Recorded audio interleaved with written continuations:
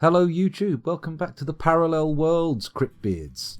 Enjoying it so far? Presumably you are. This must be like episode 10, episode 15 or something.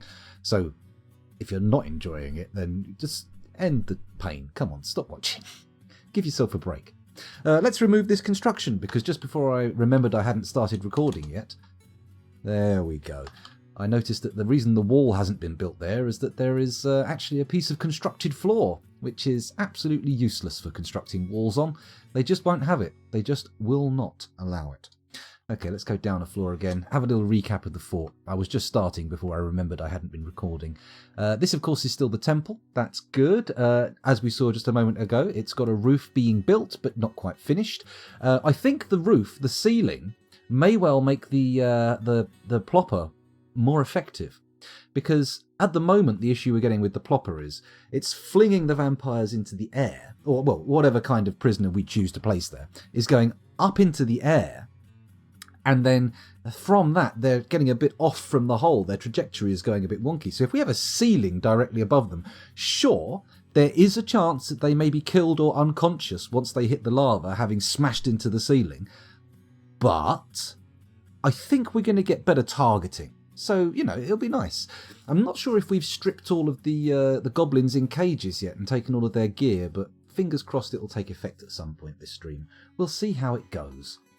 So what else are we looking at here? We've got the little prisoner zones here with our animal stockpiles and whatnot. This is ores, a stockpile of ores, cassiterite and silver nuggets. Not particularly exciting, even if we do want metals. We've got our trap corridor here with a little closable drawbridge to keep people inside nice and snug. And we've begun constructing our enormous corridor of spikes. However, it has been mentioned in the Discord that this pressure plate affair is not really up to snuff, and we should be hooking it up to a lever which a dwarf continuously pulls. So I don't know if anyone in chat has an opinion on that. Should we attempt to use pressure plates in any way, or should we rely entirely on good old lever-pulling dwarves? Because, you know, I'm open to either approach. Neither has any sort of hard nose to it for me. Because I'm thinking, all right, so maybe we don't put the pressure plate here. We put it here, so as they go in, even the ones that get a good old run through are going to get jabbed by some spikes by the time they come through here, right? Yeah? Or maybe not. Am I crazy? I mean, what we could even do is rather than having doors here, we could link them up to floodgates. And so, as long as they're on a separate circuit, what we can do... Oh, we could put them on the same switch, but in opposite states. No, that wouldn't work, because you'd need to have both ends open for them to even pass through. But once they're in, I suppose, maybe you could have a second switch that sets that up. That sounds like a lot of logic gate nonsense, which could be a bit of a pain in the arse. But hear me out. The theory is the enemy go in through both gates being open. Once they're in, you shut the upper gate so they can't come through. Let's actually show you the corridor that I'm talking about rather than have you guessing at the layout. So here we go. This door and this door, open. And this is lifted, obviously. The enemy start coming in, okay? They come through. This door slams shut.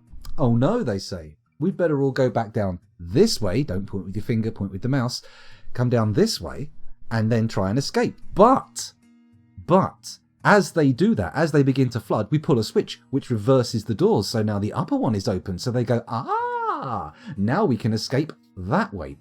But of course, by the time they get to the top again, slam, the doors are shut. That ensures that not only do they keep going backwards and forwards across the spikes, but it kind of keeps them moving across multiple tiles of spikes, not just trapped on a single square, being able to dodge left and right. That's no good. That's no use to us whatsoever. Also, as far as the trap layout goes, there was a suggestion of running a line of cage traps through the middle, which I'm still considering, but I am going to at least make these corner rooms full kill rooms, if you like. They're just wall-to-wall spikes going up and down. I definitely, from what was said in the Discord, think that these pressure plates are not going to be effective for this room. But I suppose, depending on how fast dwarves go, you could hook the pressure plates up to further away sets, couldn't you? I'm taking the pressure plate out. Because, frankly, if we don't need it, that space could be taken up by more spikes. Spikes which enemies have to path across as well, not just any old spikes. These are unmissable spikes. So, now we've thought about that, I'll come back in a minute and set up the levers. Then again, maybe I should just go straight down to the dining hall and set them up. But there's these places on the way. We've got a lot of beds still, which kind of makes me think maybe I should be going for bedrooms. But also we've got a few bits and bobs here that not really sure what they are. What's this? Oh, bookcases. Do we put the library in with the temple, or do we start making a separate complex for the library? I'm not sure. If anyone's watching, I'm not sure if Orchimedes and Ocelot are still here, but if anyone's watching, I'd be interested to hear your take on it.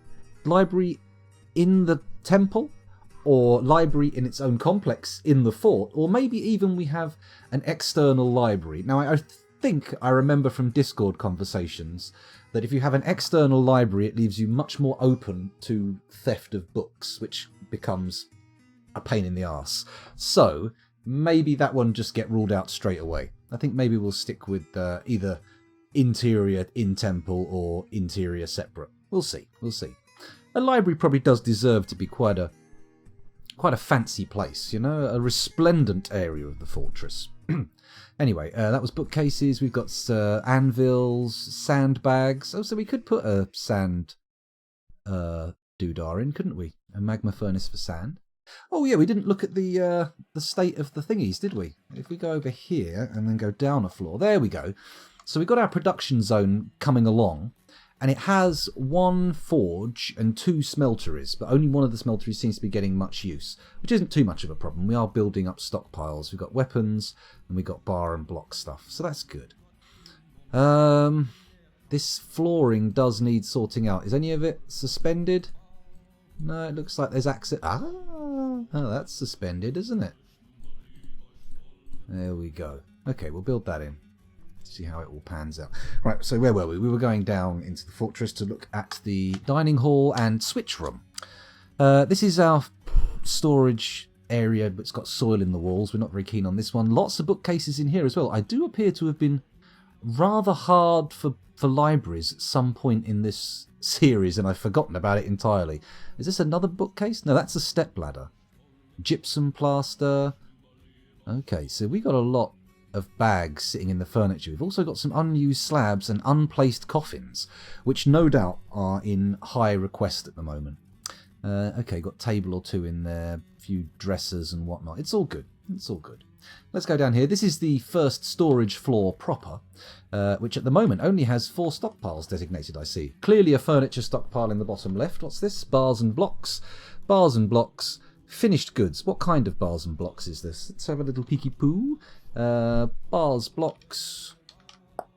Stone and clay bars and blocks. So that's basically blocks. Stone blocks. And this is metal? Metal bars and metal blocks. Do I want metal bars being diverted up here?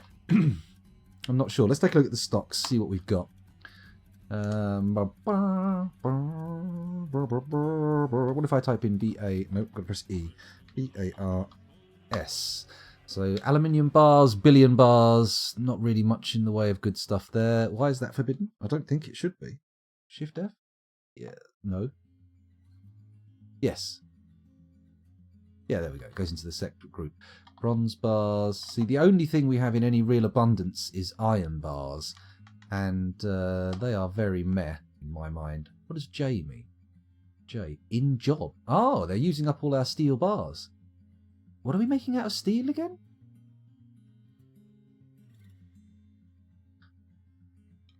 Let's have a look in our orders and see what we're getting out of this steel use.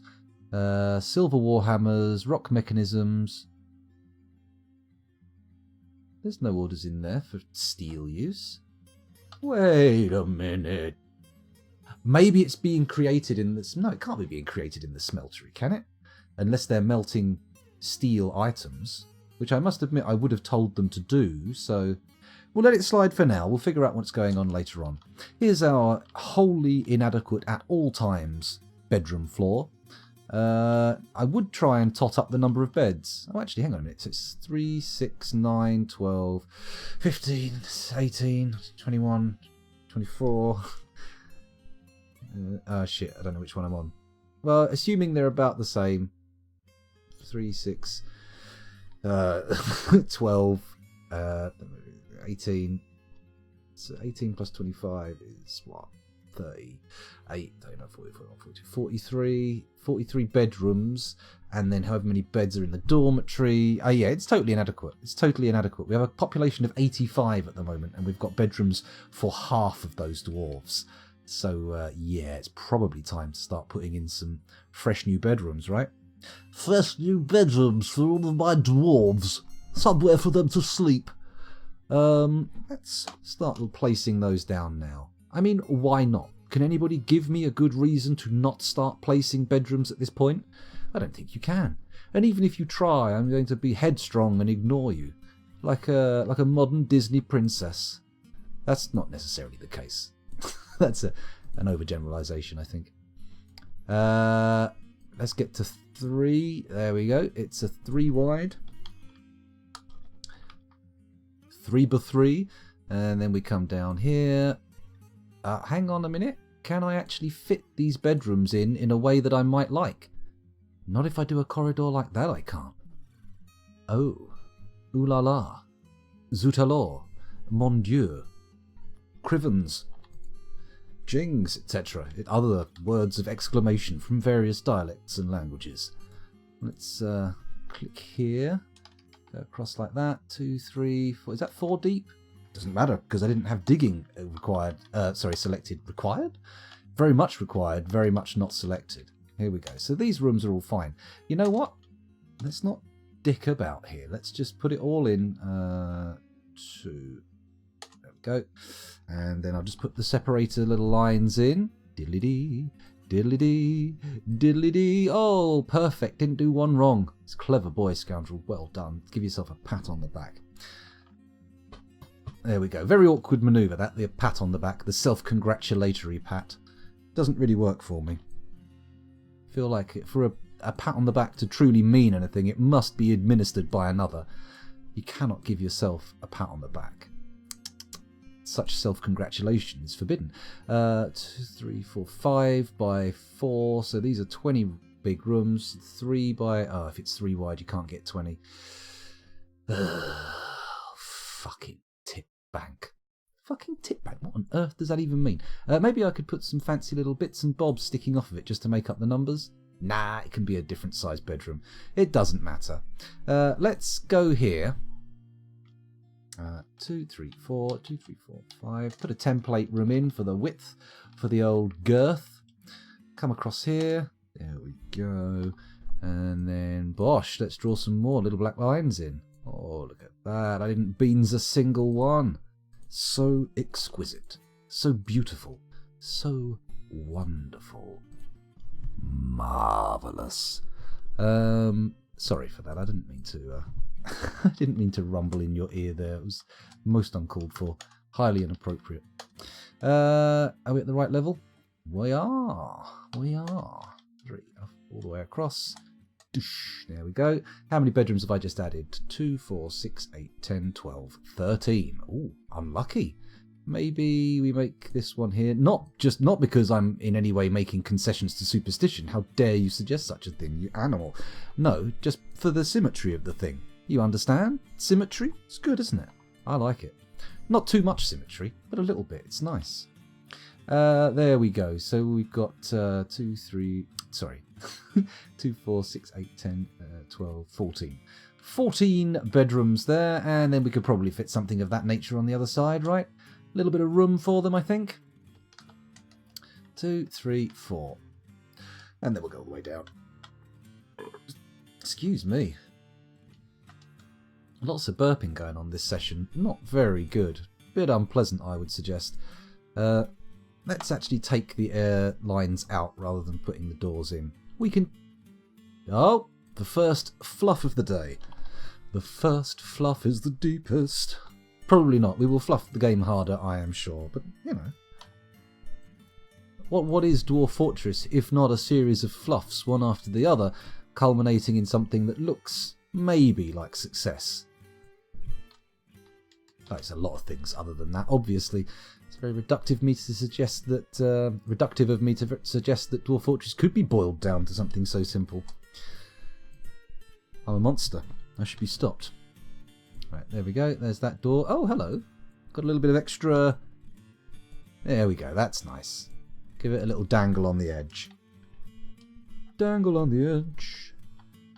Can I come over here? There we go. I'm going to pop these in with the mouse just because it's convenient. I know some of you right now are thinking, what is this heresy? A mouse for Dwarf Fortress? Why don't you load a tile set, you noob? Oh, he has loaded a tile set. I know. But never mind, it's alright. Takes all sorts, doesn't it? Takes all sorts. Oh, looks like my phone cable's just fucked up again. I'm getting a notification that it's being plugged in. I wonder if it's climbed from 10% yet. I should have a look. Oh, the second fluff. And a third, born of correcting the second. Heavens above, let's calm down, scoundrel. Be more careful, more delicate. Apply more caution. There we go. No more fluffing right now. Oh, no. More fluffing than backstage of a porn film. There we go. Let's just cut these lines out. I see someone in chat there, but bear with me. I will respond in a moment. I am a little bit concentraty right now. Bear with me. I'm just going to put these little nubs on that will become doorways. Little doorway nubs. Proto-entrances. Proto-portals. That's much better. Alliterative. Do like a bit of alliteration every now and again. That should be good, right? Gap. 1, 2, 3. And it goes. And then... Oh, no. Another fluff. Fluff enough that I have forgotten the actual fluff number. Dear, oh dear. Fluff beyond fluff. Unimaginable fluff. There we go, we've done it. Let's take a look at the chat and see what that was. Hello, Rafferty3231. Welcome to the stream. Thanks for joining us. There are fluffs everywhere. More fluffs than that episode of Star Trek with the tribbles in. Focus, Grasshopper. Yes, that's right. I should focus. Yes. Grandpa Chokey Strokey. Sorry, is that a too obscure reference? Do people understand what I'm talking about there? Does everybody get that? Oh, we'll see. Chat will let me know if they get it, and if they didn't get it, then it doesn't really matter. It's probably best one of those things, like the things Lovecraft spoke of, left unknown. By the way, speaking of Lovecraft, if anyone's interested in watching a little bit of the old Call of Cthulhu role-playing live, I know I keep saying I'm going to do it and never end up actually doing it.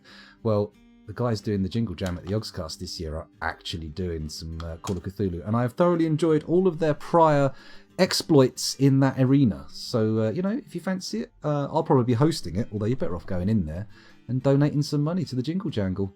Jingle Jam, sorry. Jingle Jangle is a patented catchphrase of Jimmy Savile, probably best not used in conjunction with raising money for charity.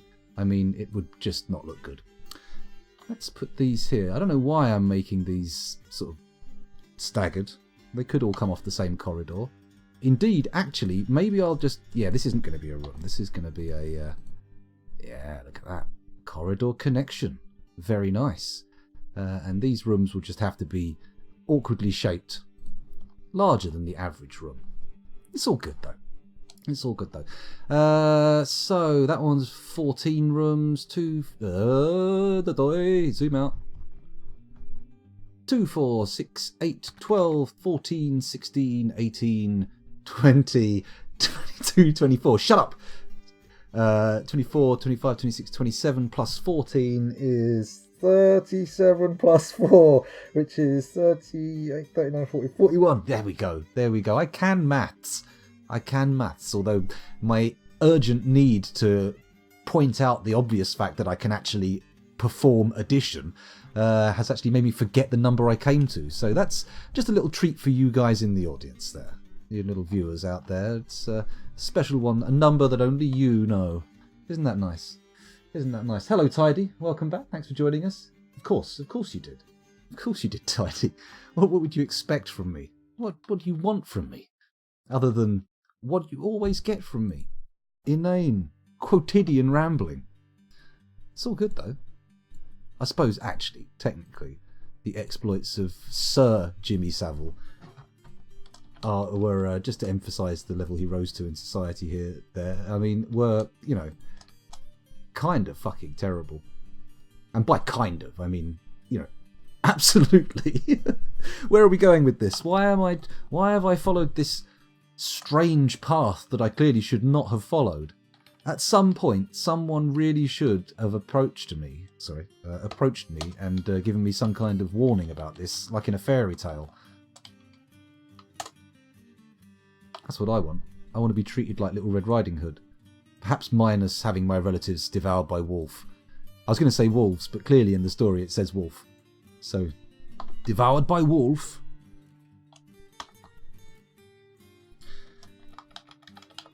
Ah, dear. Sorry, I had a little moment of reverie there, remembering the guy out of Conan the Barbarian who says he's going to be dinner for a wolf. Cherry Lopez, I believe Arnold Schwarzenegger called him, even though I'm pretty sure his name is Jerry. But hey, he looks a little bit like Tom Savini. Just a shade, not, I mean, if you saw them together, you'd think, oh, maybe these guys are related, but not identical, You wouldn't think, holy shit, these are clones. Surely that's illegal. Come on, scoundrel, get it together. There we go, isn't that delightful? Right, we're just going to cut there and cut there and cut there and cut here, and that looks like the rooms are about the same size and shape, apart from this unusual little fellow. What are you doing here? Let's give you a cut. There we go. Isn't that nice? Isn't that delightful? Doesn't that make you tingle in all the wrong places? Or right places, depending on your opinion about those tingles. It's up to you. You decide. There we go. We're nearly there. We can also embiggen this one very slightly. Oh, beans. There we go. We're back. Apologies to anybody who's tuned in, expecting exciting, rip-roaring Dwarf Fortress adventures, combat reports, all that kind of carry-on. It's mostly going to be me doing very tedious housekeeping work. I say housekeeping work, you know what I mean. Management.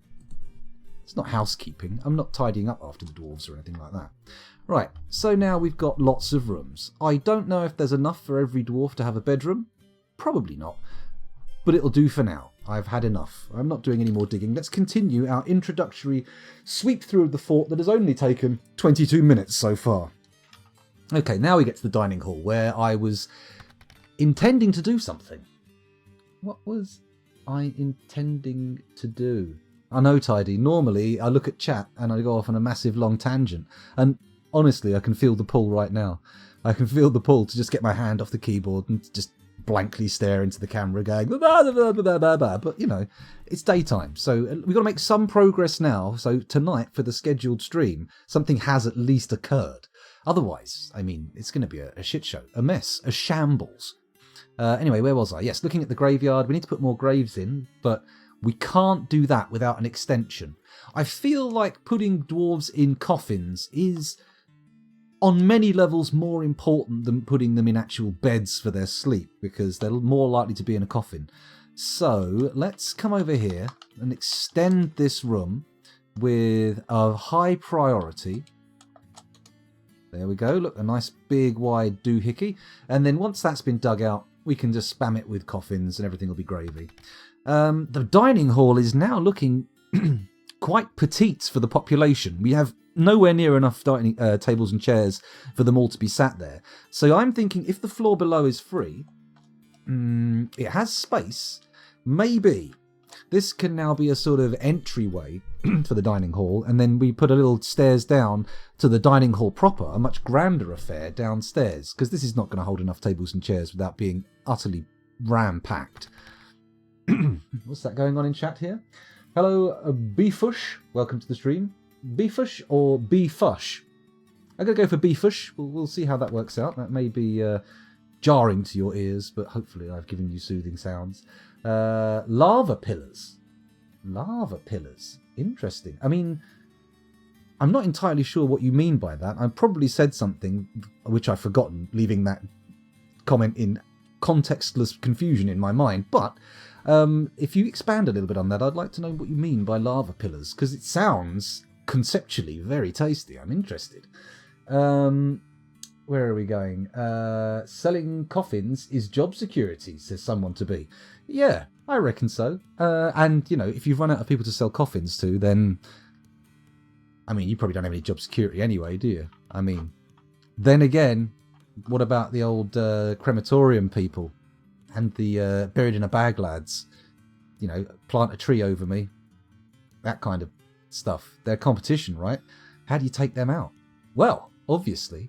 Oh no, I was going to say chop down all the trees and turn them into coffins, but unfortunately, that would only increase the demand for those kind of burials as people respond to deforestation. So yeah, you're in a kind of weird catch-22 there. Intriguing. Sorry, I'm getting distracted again.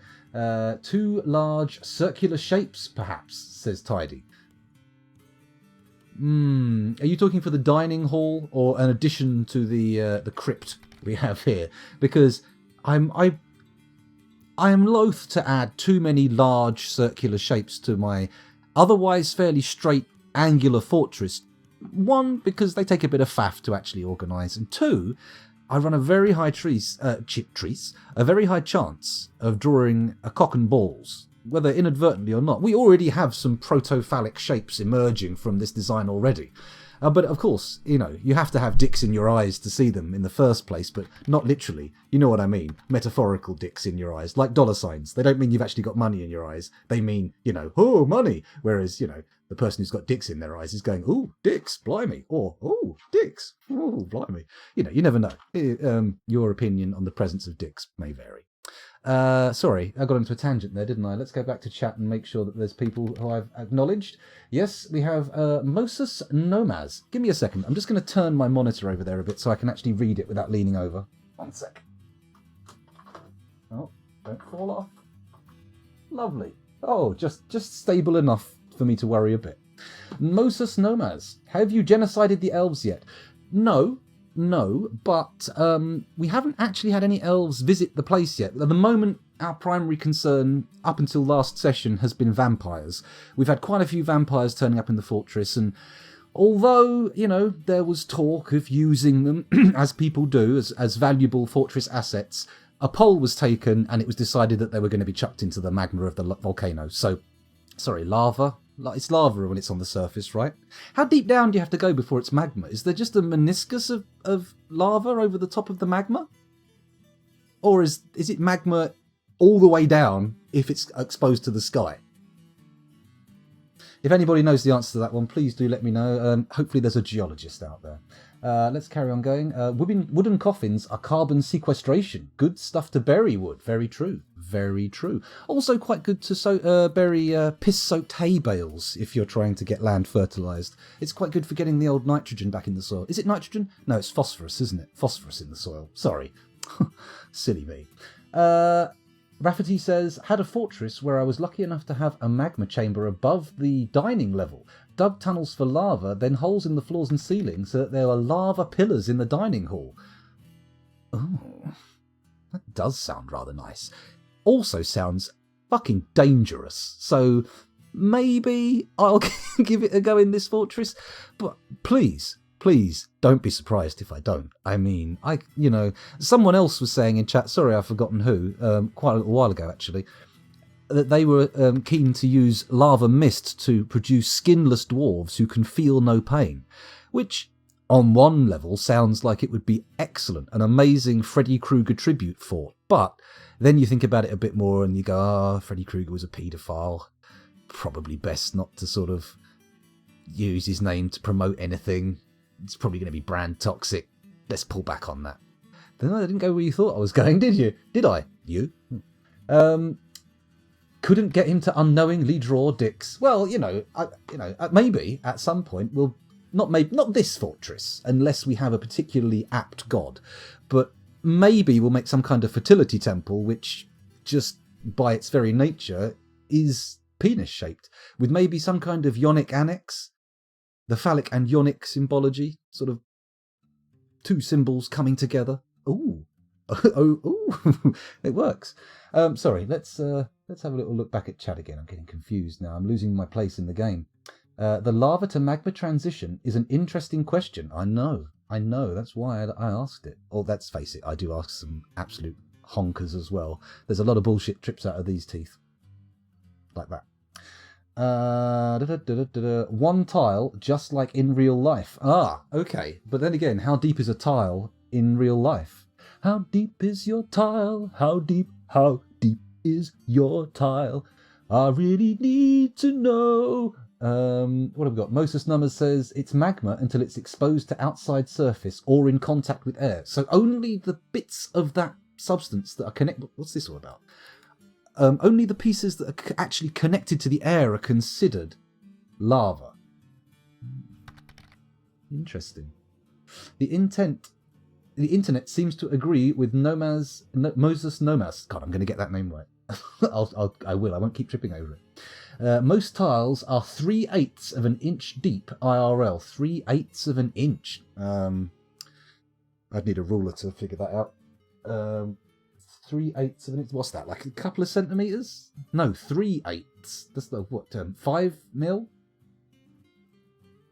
5 mil?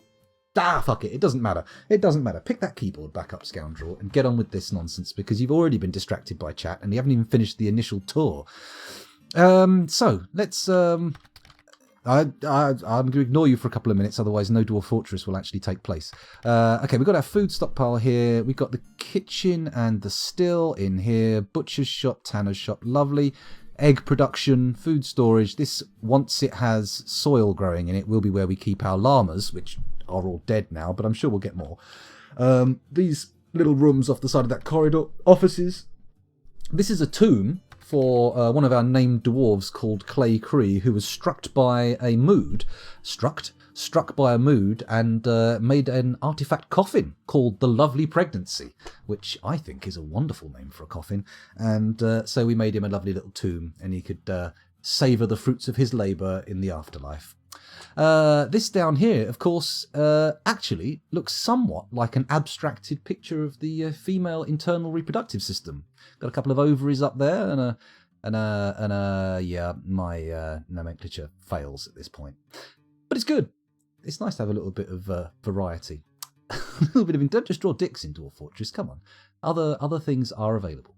What have we got here? These are two Crafts Dwarf workshops. At the bottom there, we've got some kind of stockpile, which I presume is... Oh, I don't need to presume. It comes up at the bottom. A finished goods stockpile.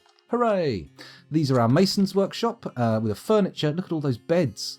My goodness, we've got a very productive carpenter. We need to get those beds into bedrooms stat. We've got a mechanic and a jeweler. Here we have... This is the soap-making pipeline, I believe. We've got something to do with clothes. That's clothier, and that's a leatherworks.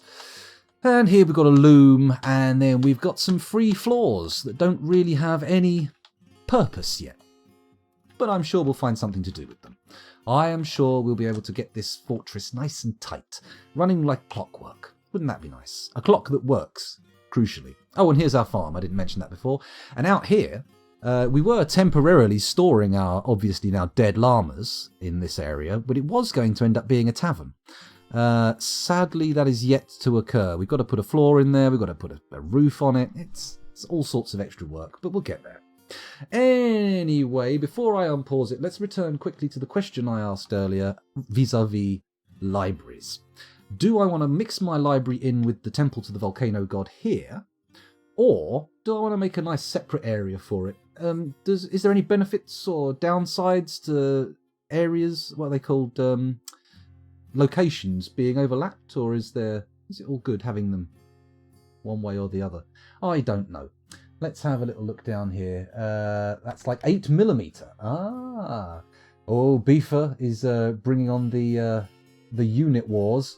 Damn you Americans. There's like 2 or 3 other countries that use Imperial still, aren't there? Suck it Euros. Oh my goodness, we're actually getting a war going on in the chat. Let's all be friends. Let's not get at each other's throats. We're only enjoying a bit of Dwarf Fortress here. There's no need to start fighting. And if you are going to fight elves. Go out, find an elf and fight them. But don't fight them. More attack them and just expunge them from the earth, because elves disgust me. So much so that I would spit on the carpet of my own bedroom floor. Don't worry, I didn't spit. I just made a spitty noise. Anyway, where were we? Let's catch up with chat again. Oh, we've got some people turning up. Who've we got here? We've got Sabator4. I think you've been here, right? No big project, no huge project, but we've got a few ideas. It's sort of like less a mega structure notion than a kind of a village idea. I've got temples in the works. I'm thinking about libraries and taverns, of course, and I think I'd give each one maybe a little bit of love, but no giga project to speak of yet. But who knows? If someone comes up with a good enough idea once I've got things a little bit more stable, maybe we'll go for something. Proto-ovarian, yes, that would be the right description for that image. Hello, Cupo, welcome to the stream. Thanks for joining us again. And Nunchaku Chiku. Nunchaku Chaku, sorry. My brain went down for a second. It's back up now again, don't worry.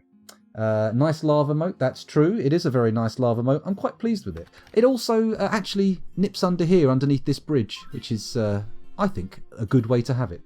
Who else have we got here? They lose value.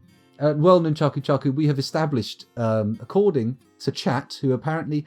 have claimed to have done some research online, sorry for spitting on the microphone there, the magma is only the part of it that is touching the air. Everything below that is lava. So technically it's a magma moat until you breach the surface, and then it's just a world of fucking pain.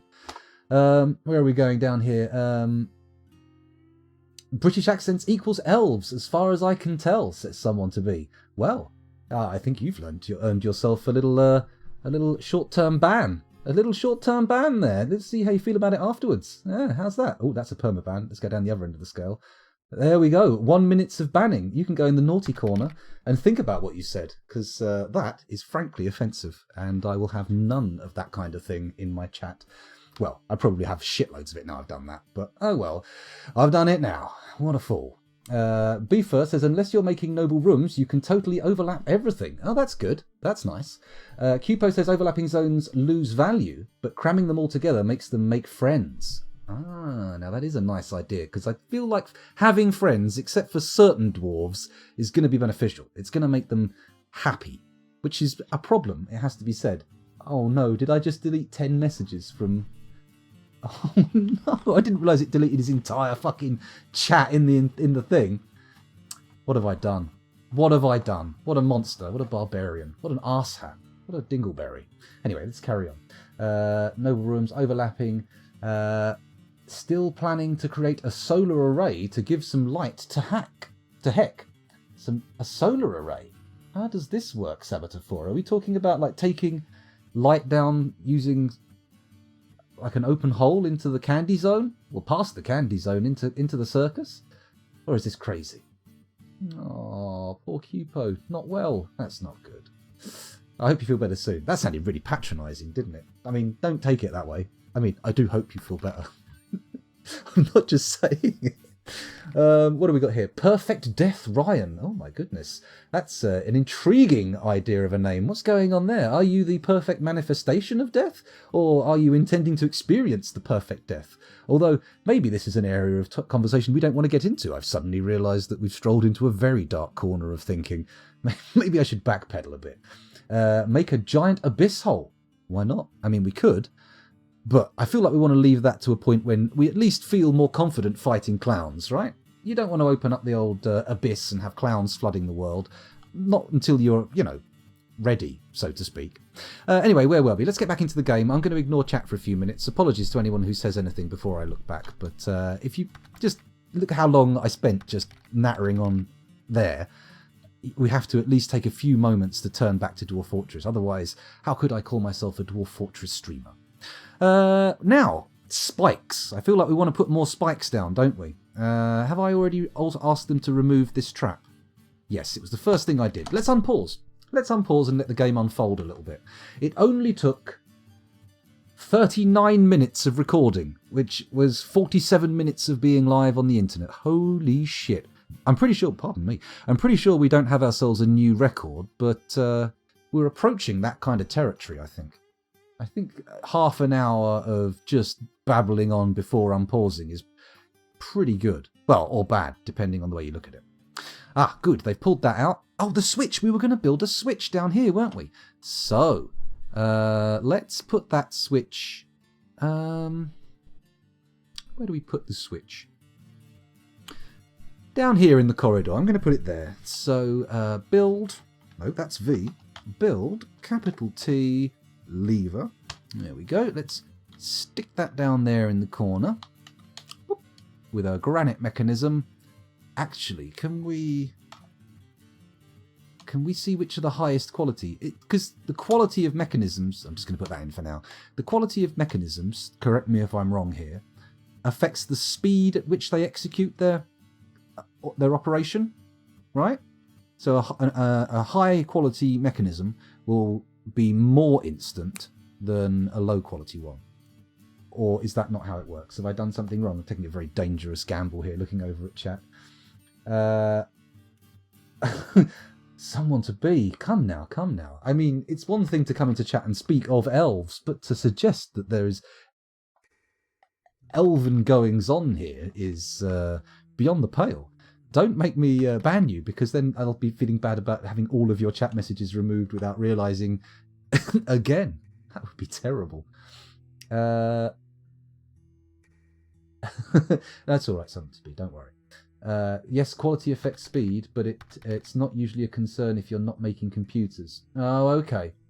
Oh, yeah, metal versus stone. That might have an effect. Anyway, that lever's now being put in, so we can let that happen. We've only got 6 idlers out of 85 adult dwarves, which I feel is pretty good efficiency, right? Everybody's got something to do.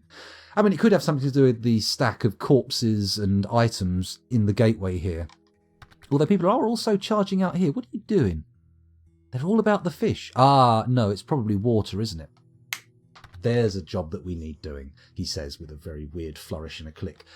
Maybe I should be focusing on getting water inside the fort and having some wells, because not having that is a bit of an issue. How far can I dig up to the river? Where is the river? Here it is. So maybe I dig a little tap off here. It comes down there. And then bring it round and dig it down. And everything should be hunky-dory. Flim-flam jim-jam. Bring it into the fort up this way. Okay, we'll see how it goes. So I'm going to not dig on the water. Obviously, that would be very daft. We're going to dig next to the water, and we're going to dig a nice, long, straight tunnel. 2 wide, 1 wide. I'll dig it 1 wide for the layout, and then if chat wants to tell me if 2 wide is better than 1 wide, or indeed 3 wide is better than 1 wide, feel free to tell me. Hang on a minute, we don't need to turn around just yet, do we? We're coming a little bit in tight. Let's not do that. Let's dig here. There we go. And then maybe... I think up downstairs are probably... Ooh, not there though. Fucking hell, that was close. Nearly tunnelled a fucking hole straight into the river down onto our active barracks. That would have been very stupid of me.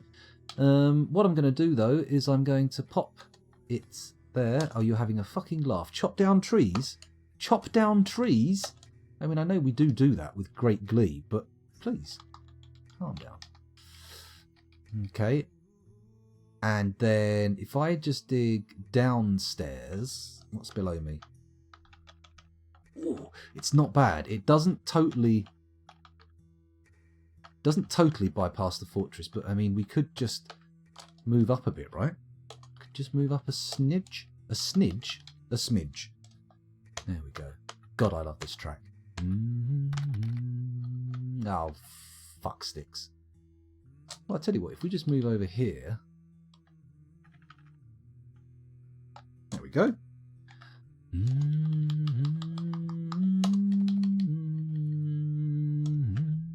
Oh, we can actually use up downstairs here as well, which makes it so much easier. So go up downstairs, got them selected, good. 1, 2, 3, 4, 5, 6, 7, 8, 9, 10, 11, 12, 13, 14, 15, 16, 17, 18, 19. Let's go down as far as the fortress goes.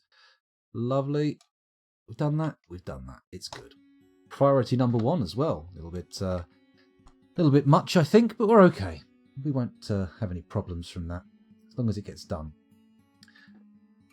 Cupo is one of the few Dwarf Fortress wizards. I would agree with that. The fortresses he makes are lovely. Go follow his stream. There you go. How about that? He's a streamer. Those of you who didn't know that. Very often we go and raid him after our stream, unless he's not on. Or, you know, someone else is there. But that's rare. That's rare. It's weird to go into a stranger. I mean, I know those words were weird when they came out, but the reason I paused mid-sentence was the game crashed. Why? Let's reboot, and scarred by losing 45 minutes of progress, we can now go forward, remembering to quick save. Fuck. Oh no, I'm not annoyed. Oh no, this is perfectly alright. This is fine. This is absolutely fine. Good grief. It's 3:30. Blimey, the kids will be coming home soon. Has they been shouting and like yelling for me downstairs that I've missed because I've had my headphones in? I don't think so. It sounds awfully quiet down there for kids to be in their house. I'll just pop it back in for now and we'll see how it goes. So, let's compress the events of that last stream down into something a little bit quicker, shall we? First things first, we're going to dig a line off of the river to get ourselves a lovely well, which means going down, down, down, down, down, down, down, down, down, down, down, down, down. There we go. Let's say I up downstairs and go up, up, up, up, up, up, up, up, up, up, up, up, up, up, up, up, up, up, up. That's too high, or is it? No, it's fine. Let's go up to there. Brilliant. Bingo. Good. Don't do any more. That's fantastic. And then we need to dig. Just make sure that we're on the right floor. We are in no way on the correct floor. So then let's DX, remove this top stair. Go down a floor. Yep, there's still stairs there. And then we dig off of there. One wide, which of course I should check is actually... oops. Let's pop a channel in. There we go, right there. Lovely. Wunderbar. Okay, we didn't do anything with the trap corridor other than place a lever for it. We didn't do anything there. Let's go back down. And once I've done all the designation, I was... Oh, those bedrooms! Oh, why didn't I quick save after I did all those bedrooms?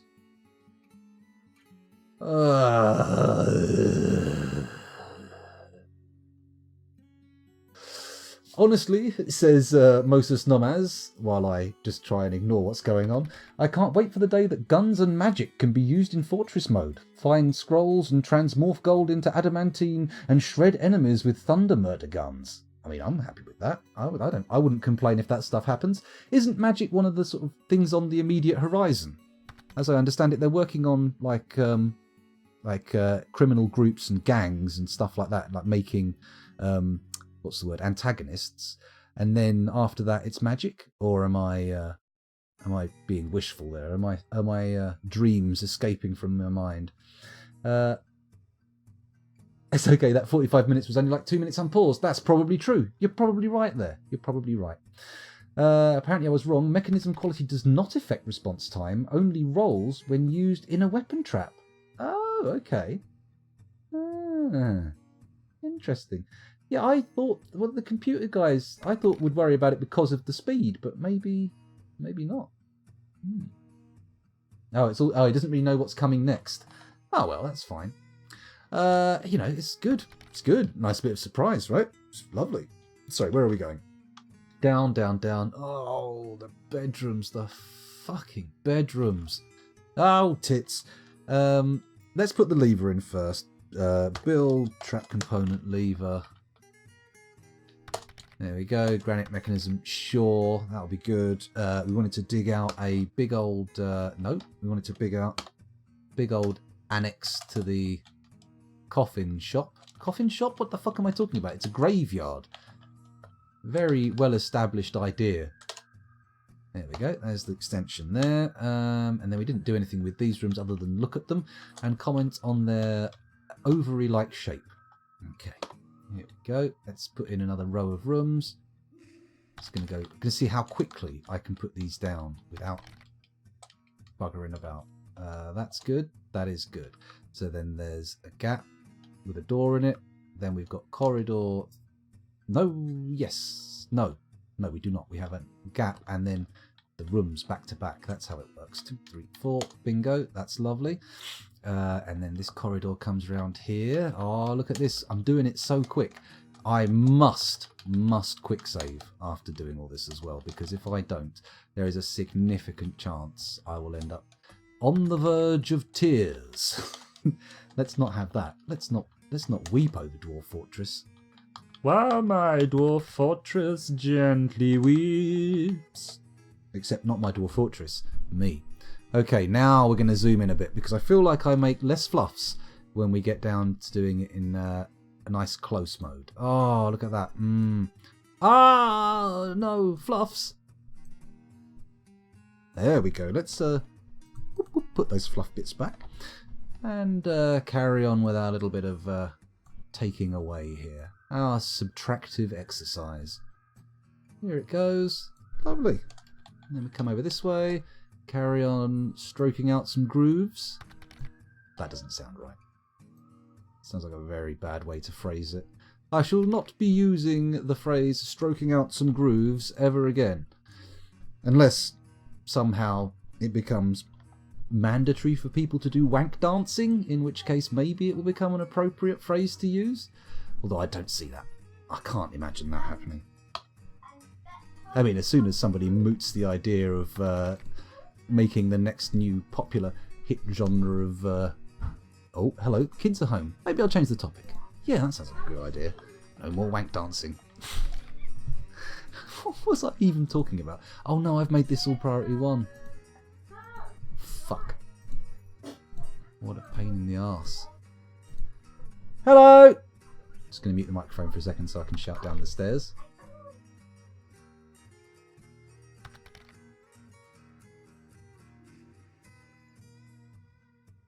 There we go. I just pushed the door too. Although I'm pretty certain we're going to be invaded in a couple of minutes by some very excited children. But hey, it's the way things go sometimes, isn't it? Let's put the headphones back in. Ah, beans. Let's get rid of that. Let's get rid of that. There we go. A little extra nodule, completely unwanted there. Pop that in there. Shall I just put a big room in this corner and be done with it? That feels like a good way to do it. There we go. It's not even that big a room, is it? Let's... there's no way to... Alright, I'll put it there. Fuck it. Why not? Then we can continue this corridor along here. Oh, that's too far. Once again, scoundrel, you go too far. 2, 3, 4, and then we take it all the way down this end. Go, that looks good. And then presumably we go here. 2, 3, 4. Yep, that looks good. Bingo. And we can join this corridor up at the end. Don't forget to save, scoundrel. We're nearly there. We've nearly made it back to where we were before we crashed. So just be cool. Just stay cool. Cool, calm, collected. That's how we do it here. Is this good? This is good. Okay, right. Let's remove some of the gaps between rooms. There we go. Nice and easy. I hear chat going off there. I will check in a moment what's going on. But first, let's just get this out of the way. Let's just secure the progress we made in the first 45 minutes of nonsense. And then hopefully more nonsense can be built on those foundations. Once they're saved. Here we go. Whoa! Hello, that was very loud. Thank you very much for the bits. Thank you very much.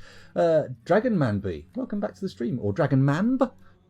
Dragon Man B, I think we'll stick with for now. And I'll just call you Dragon Man. That'll probably work better for now, right? Thank you very much. And oh, Beefush, thank you very much for the follow. Much appreciated. My goodness. Not only are there bits in the air, but there's follows too. Ooh, very exciting. Happy days.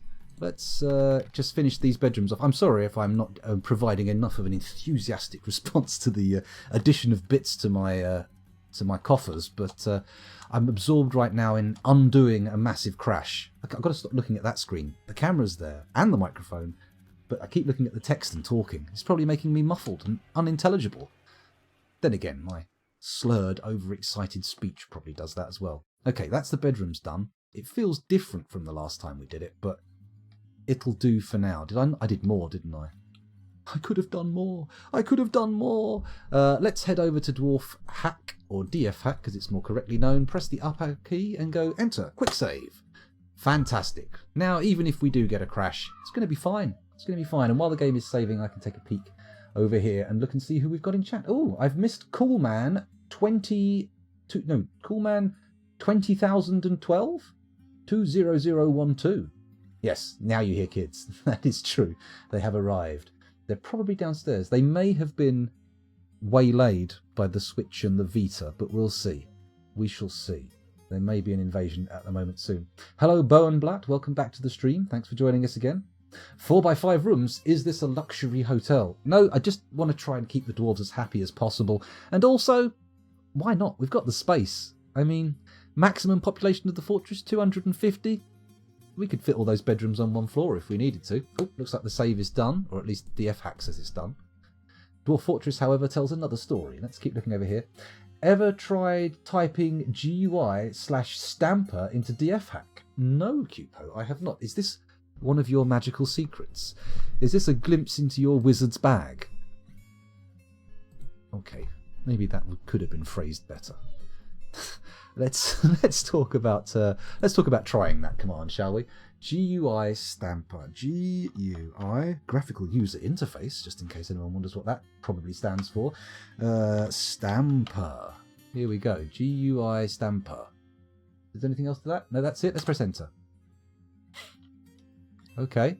Stamper. Mark. Select two corners. P. Cull selections. Escape back. Wait a honking minute. So if I go Stamper, Mark, select two corners. Okay, so we've got a corner here. All right. No, back. Let me try again. Ah, shit, disabled. Let's try that by pressing. Okay, so now we've got this open. So I come to this corner here and I say I come down here, all the way over here, like that. I press enter. Oh,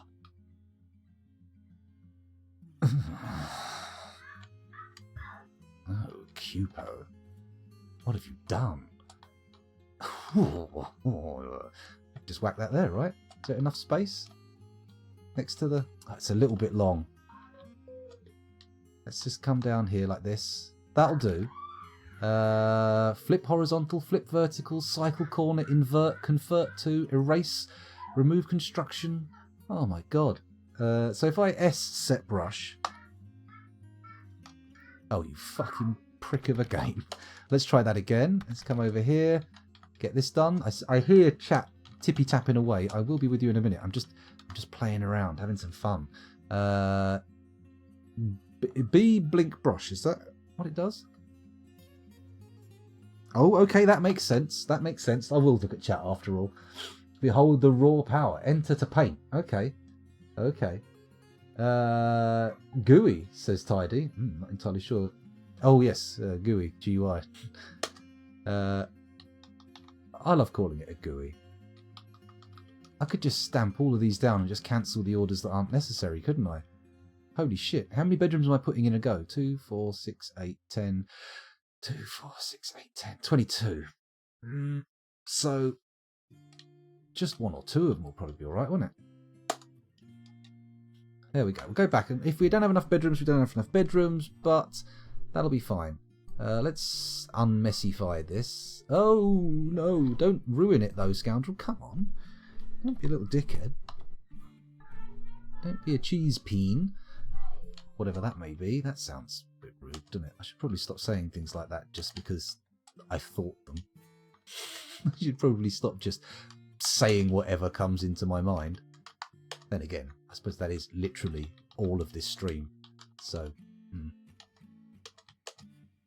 there we go. That bedroom can be a bit wonky, but it's got wall-built central heating, right? It's got central heating built into its structure. You can't get better than that, can you? Well, you probably can. Let's put another designation in there, and bosh. Lovely. Well, I feel like another quick save is in order now. Is there anything else I can do? God, what was that command called again? Let me just remember that. GUI Stamper. Okay. Okay, that is an incredibly powerful tool, Sensei Cupo. Thank you very much for sharing it. Well done. I say well done, that's a weird thing to say, isn't it? Thank you, that'll do. Thank you. My goodness, I feel just like my fortresses are going to become a whole new deal now. Everything's going to change from this moment on. They probably won't. We'll probably end up with just shitloads of square rooms again.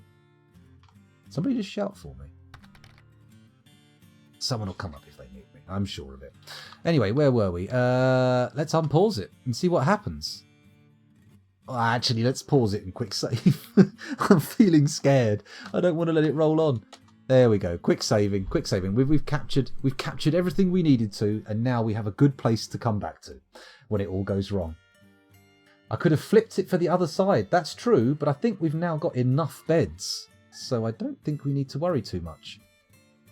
This is where someone's going to tell me I could have just copied all the beds in the bedrooms that had already been created and doors, and it would have put the orders in. Please let that not be the case, because now I want to redo it. Although we can't, doesn't matter, because the crash will just abide. Oh, no, don't. Oh. Sorry, Dwarf Therapist was saying it wasn't connecting properly, and the sound made me think that the game was about to crash again. Don't do that to me, Dwarf Therapist. Be kind. Be friendly. Kind hands. Kind hands. While we're here, actually, while we're waiting for the game to save, shall we just pop over to Dwarf Therapist? If you're watching in a dark room, time to squint. We're going to a mostly white screen. Are you ready? Prepare your retinas. Do not let them be boiled by the searing white light. Here they come. Obviously, your retinas won't be boiled, unless the fluid in your eyes boils, but I don't know how hot that has to get. I'm not sure a monitor can deliver those kind of temperatures. Let's take a peek here. We've got 17 dwarves left alive with nicknames. We've got Ayland, Buttermut Squash, Druid's Mead, Fuzzy Logic, Jeb is back, Johnny 6, successor to Johnny 5, Cupo, Claycree, Corso, Macho 44, NATO Christian, Orchimedes, Panzerbeard, Perilous, Plutonium Jesus, Red Roweno, and Tidy. Still alive. If anyone wants a dwarf, now is a good time to mention it. Let's have a little look. Of course, if you already have a dwarf, no need. You'll be fine. We do have a few cool artifacts, Dragon Man. We have a few. And hello, Hakura Deity. Welcome back. Oh, did I do it too quickly? Did I not give you time to scrabble up to your eyelids and pull them shut with your hands? Because you have manually operated eyelids like everybody else does. Sorry, I did warn you. Please dwarf me, says Dragon Man B. Well, that's no problem. If you've got a preference, better get it in chat quickly. Otherwise, you're going to fall to the choice of randomness. And I'll just close my eyes and twiddle the mouse wheel. How about that? Beefush wants one as well.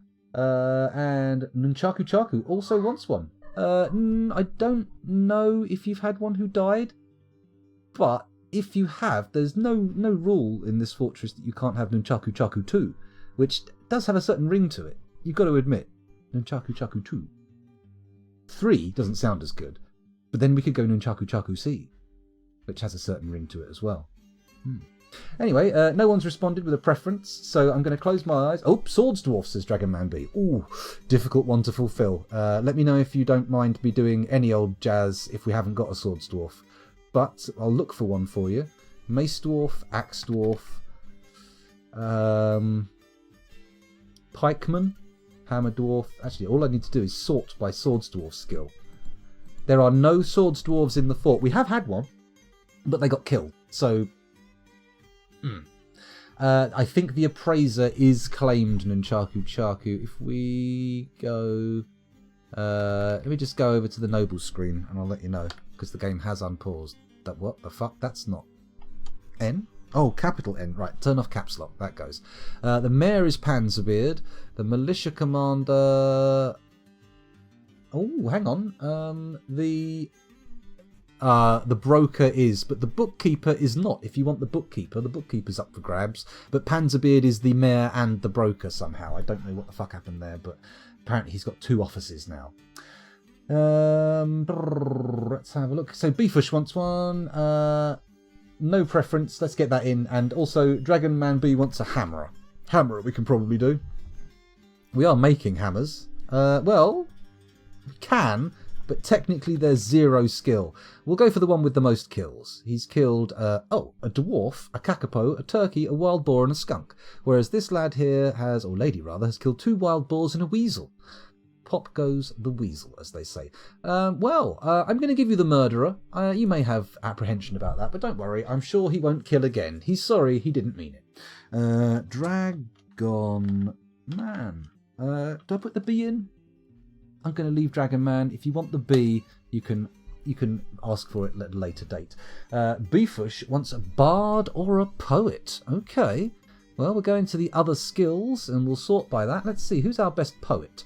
Well, Caruso's actually pretty good, but there is an equal, or an almost equal. He's 1 point behind on speaking, but an equal poet, a great poet. So Feb here now becomes Beefush. Beefush. There we go.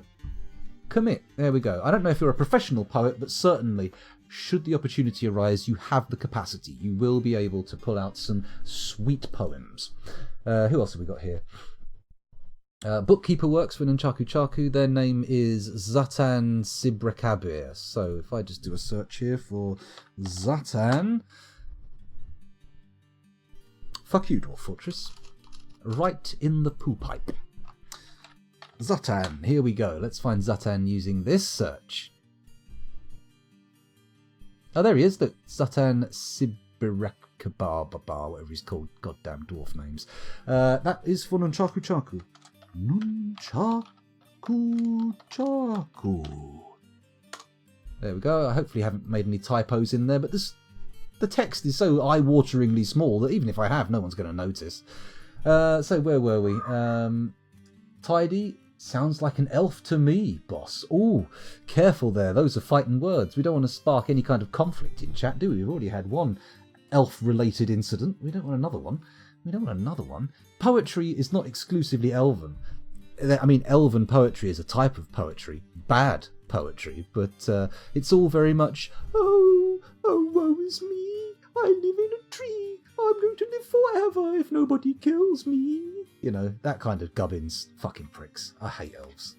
They suck so bad. Well, hard. Bad? Good? No, not good. They don't suck good. Whew. I wouldn't put I wouldn't put my dick in an elf's mouth, that's for sure. Ooh, are the kids home? Yes, they are. Shut up, scoundrel. Let's have a look down here. The only music you like is rock. Ooh. Well, I have a taste for rock music. I do like it, but I like all sorts of music. Although, usually the more popular it is, the less I'm fond of it. But that's not 100% true. It's just a general guideline. Anyway, where were we? We've done enough in here, haven't we? I think I've given everybody who wanted a dwarf. Kipo's already got one. Tidy's got one. Dragon Man asked. Akura Deity didn't ask, but they can ask later on if they need to. Nunchaku Chaku, Beefush, all done. All done. Let's go back into the game.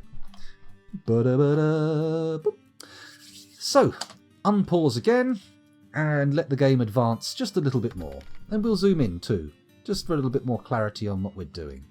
I'm just going to watch them mill around for a bit. We have a lot of very high priority digging going on, which is probably going to absorb our miners for quite some time. I wonder if they've started digging out the channel for this yet. No, it's still there. Don't worry, it's all good. It's all good. So they're rushing in and out, probably still dealing with the pile of mangled bits of body and all the goodies that were on them. So we'll get those indoors, that'll be nice. What is this little thing here flashing? Bronze shield, copper chain leggings, bronze left gauntlet. It's all much of a muchness. Oh, there's a bobcat parchment sheet there, but seeing as we haven't begun... Oh, and a pile of vomit. Seeing as we haven't begun making any books for our library yet, there's no point getting too hung up about paper being left outdoors. Have I told you about my idea for a mod for Dwarf Fortress? I don't believe you have, Dragon Man. Please, continue. Oh, shit, I didn't give you the hammer, did I? Bear with me. We'll watch the fortress. I'm going over into... Oh, wait. No, I did. No, I did. I remember now. It just wasn't a very good hammerer. That's the key thing to remember there. It just happened to be a bit of a weak hammerer. But all the hammerers in my fortress are weak. In fact, there are no dwarves with really any combat skill. Not since that Etin turned up and minced everybody. Oh, thank you very much there, Black 3200. 3200? 3200? 3200? I don't know. But welcome to the stream. Thanks for joining us. Excuse me, keep doing this. I've got itchy. The bit where my nose meets my moustache keeps itching, and this bit here as well. So apologies if I keep scratching my face like I've got some kind of tick. Maybe I have. Maybe there's an actual parasite tick digging into my cheek that I'm unaware of, or into my nose. I hope not. That would be very disgusting. Where were we? They love their parasite god. Sorry, somebody put that song in my head the other day, and it keeps cropping up again. Spikes. How many spikes have we got? Let's take a look at the stockpiles and see what we've got in the way of spikes.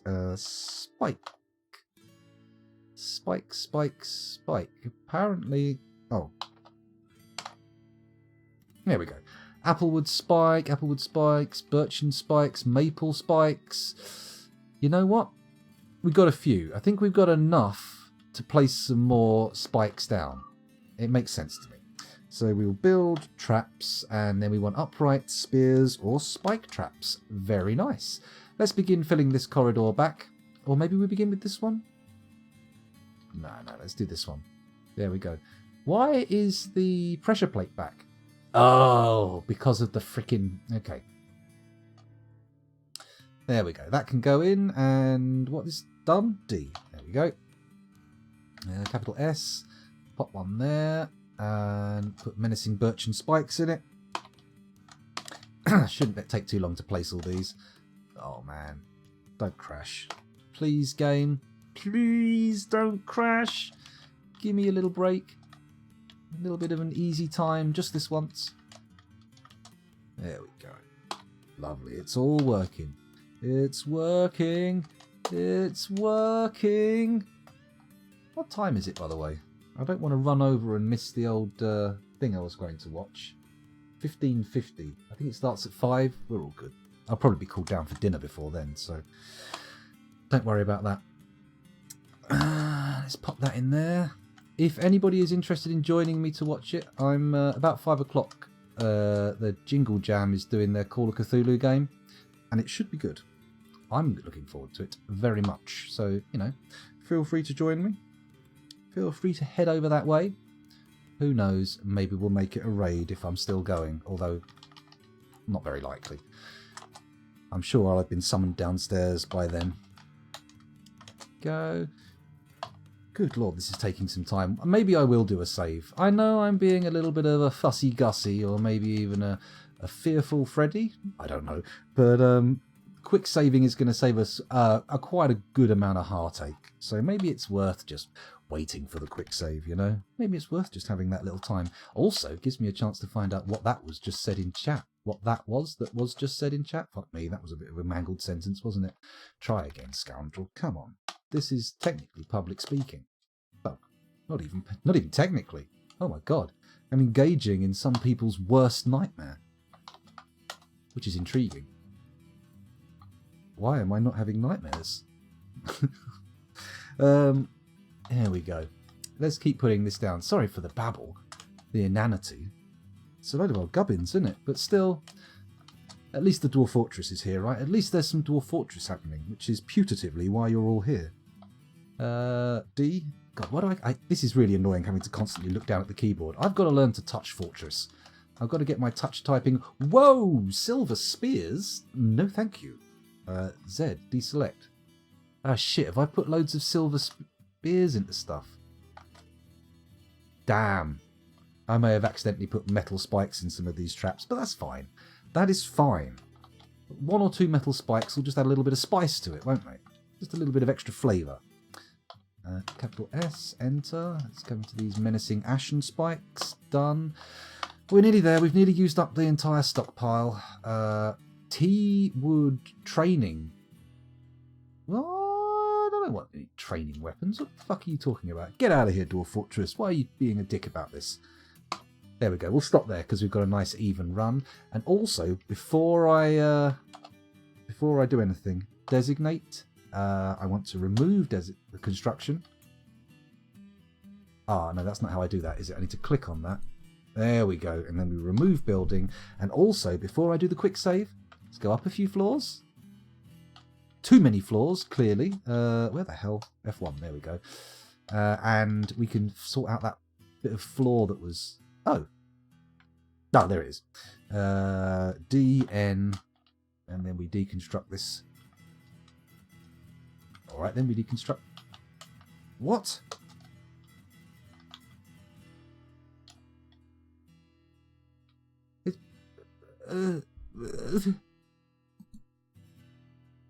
Granite block floor. Clearly there's a granite block floor there. On top of that wall, which needs to be removed. Designate N. Remove construction. There it is. Oh, is it already designated for removal? That appears to be the reason that I can't redo it. Okay, well, anyway, let's go and do the quick save and I'll have a look and see what was said in chat. I know we're proceeding by millimetres here, but, you know, trust me. Losing it all, as we did at the beginning, is a right pain in the arse. And I don't want pain in my arse. If anything, I want pleasure, but then that just makes me sound weird. Let's have a little look here. Here we go. Dragon Man's idea for a Dwarf Fortress mod. It's 2 parts. One is the materials. It's 2 parts. One is the materials and the second is a workshop. The workshop will have to be put over water. It makes ice boulders. It will also make a metal called ice mithril, similar to silver, but temperature is set to the temperature of ice. We'll create gems called Tears of Armok, ice diamond, and last is some ice glass. Interesting. It would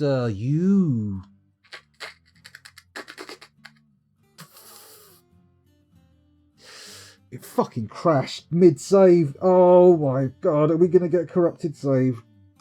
Ah, please, no. Okay, here we go. Here we go. Oh my god. Did someone just call me? Or have you been summoned downstairs, Beefush? If you scroll down the menu a little, you can triple tap enter to place and get the next track ready for placement. Ah, okay. I'll look into that. Hello, Specs Marina. Welcome back. Thanks for joining us again. And yes, the game wrecked us. It did. Right. Let's give it a quick... Fingers crossed, everybody. We're going to try and go back in. Please don't be corrupted. Please have saved. Please, please, please. Please have saved your game state. I just want to play some more. Is it going to work? 27 frames per second. Oh, wow. Let's just check to see if that save actually occurred. What was the change I made immediately before? Putting in loads of traps. Fuck. The bedroom's in? The bedrooms are in. So we've just gone back 1 quick save. What a fucking shit show. This is unbelievable. Tonight is going to be painful. I can already feel it happening. It's going to be crashes galore. But as long as everybody keeps me on the straight and narrow, gets me quick saving when I need to, we should be okay. We should be okay, he says, with very little confidence in the actual truth of those words. Zooming in. Did I do anything else before I placed those traps, or was that it? I feel like the spikes were it. So, build, traps, go down to the spear spikes. Is this what you were intending? And then we triple? Yes, this is how it is done. There we go. Did I just put 1 spike in the middle one? Yeah, I fucking did, didn't I? Just put 1 single spike in that central one. Come on, mouse. Click for me. Let's remove that building and just put a new one in. Build trap. Down we go. Enter, enter. Shift, enter, D. There we go. Turning the game into a little musical interlude there, which has never really worked for me. Musical interludes have usually been a bad idea. They've never paid off in the way that we would hope they would. Should I just do the top and bottom of this corridor and put cage traps in the middle as suggested previously, or is that a little bit too elaborate? You know what? Let's just leave the middle path open and see how it works. See how it goes. D, D. There we go. Enter. Please excuse me, I've got a little bit of gas that needs alleviating. Dear oh dear. Not that any of you will be punished for it, of course. You're all, at best, going to hear, or even at worst, depending on your opinion of flatulence, going to hear a little rumble. But I, of course, am going to have to suffer with the aroma. Ah, well. Never mind. I both smelt it and dealt it. Jesus Christ. Honestly, how many people are watching right now? And more importantly, why? What have I... What? I mean, sure, it's great, but why? Come on. Come on. Here we go. We're nearly there. Enter. Enter. Spikes. Great. D. Enter. Spikes. D. Great. Enter. Spikes. D. Enter. Spikes. Oh, please. Enter. We're going to get these all used up like last time. It's going to be good, and the game won't at all crash when I save. It won't. Honestly, why would it crash? It's not like it's ever done it before. Is it? D. Here we go. We're nearly there. We're nearly there. We're going to get it done. We're going to get it done. Bang. Ashen. Are they spikes or spears, I wonder? Okay. D. Oh, Christ. One more. One more. Okay, it's going to be on the outward facing side of the corridor, but whatever. Oh, there we go. D. Fantastic. Right. Now, before I unpause this, let's go straight in with the quick save and get that nailed in. There we go. Don't fucking do this to me, game. What was going on? Come on. Come on. Black screen. Not good. I don't want to see a black screen. I want to see a lovely, vibrant, colourful screen full of flashing sprites. Or at least paused sprites. Come on. Ah, Armok, who live in computer, hallowed be thy carvings. Come on, let's get this done. I'll look at chat. I'll try and ignore it. Let's see if it works. Ice mithril should have to be ice mixed with something else, shouldn't it? Maybe you could have like a special metal infused ice. Maybe you have like a lattice work, like a woven lattice work of metal over which you soak and then freeze, and then you have this like the structure with an internal support system. Because ice, not great in tension, is it? Is it even that good in compression? Maybe it is. I don't know. I don't know the tensile properties of ice. I've never really paid much attention to them. Maybe I should have done. Maybe I should have paid more attention. Come on, Dwarf Fortress. Yes, Dwarf Fortress, thank you very much. Let's unpause the action and let it roll for a few seconds. And hope beyond hope that there is no crash. No crashing, please, Dwarf Fortress. Not right now. I would prefer if you continued to work without error. Right, we've got the tunnel being dug for the well shaft. We have the traps being placed in the trap corridor. Grand. Down here, the lever is being placed for the trap corridor. That's also grand. The extension to the graveyard is being made. And if we scroll a little bit further... Oh, no, sorry. The bedrooms are up from there. We've got our bedroom expansion well underway. Look at that. That's where the miners actually are. Maybe we need to recruit a few more miners. I mean, we do only have 5 or 6 idlers in the fortress, but we'll see. Then again, these miners are pretty fast. It's not like we're waiting for them. They're churning through that granite pretty rapidly, especially considering it's granite, right? It is granite? It is granite, yeah. Straight through the granite. Magic, says Beefush. I believe Dwarf Fortress is magic. That's right. It's not. Bernblatt says, now you have to sacrifice something because the save worked. Use silver as a material. I will be using silver as a material. We actually have a decent supply of it coming out of the ground here. Not, well, a bit of it at least. I think we've got Galena. I forget. Who do we say? Ah, you.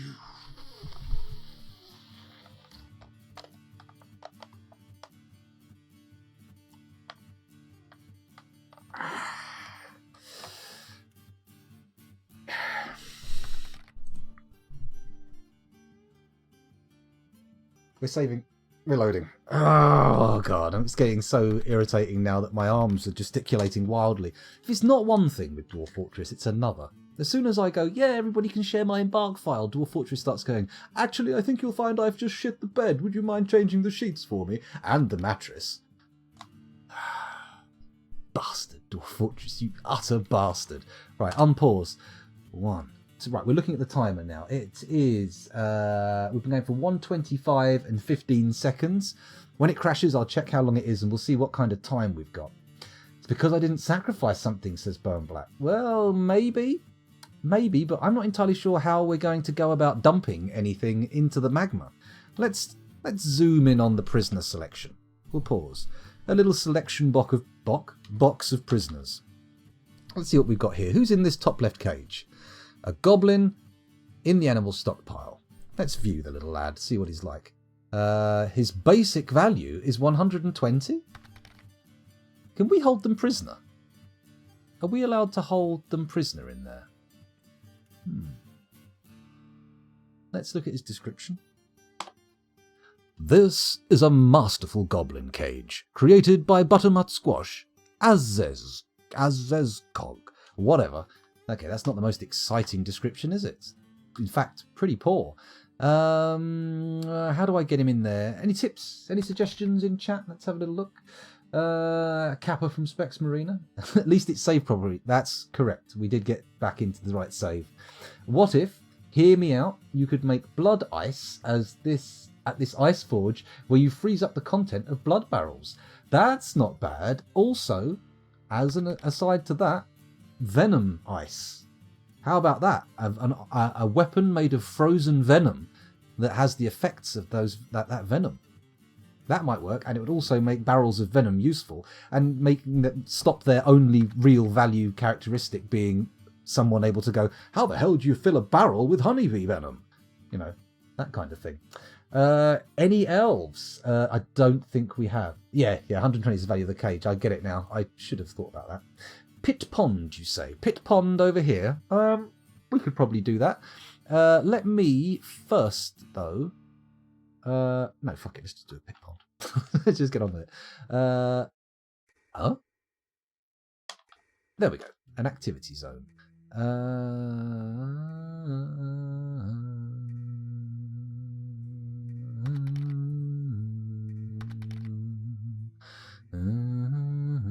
If I just make the whole temple a pit, that won't work. We need to make a sub-pit, don't we?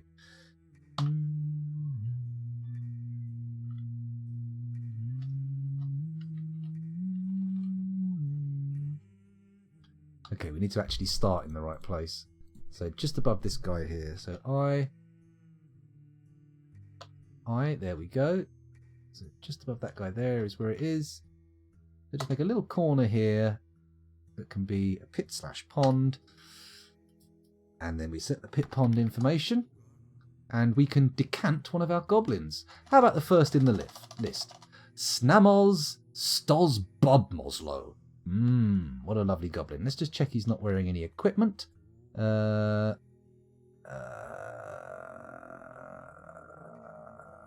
we looking at here? Not caged, currently pastured. I think we're doing this right, aren't we? Let's enter. Bingo. In he goes. Bosh. And then we unpause, right? Here it goes. We'll see if it works. Someone's going to go to the goblin cages, pull out old Stasmos, and then they'll bung him in that magma lickety-split. It's going to be in that bottom right-hand corner, so as long as we keep our eyes down there, we should see everything unfold. Got ourselves a fine 61 frames a second going on, so that's good. I've not seen anybody...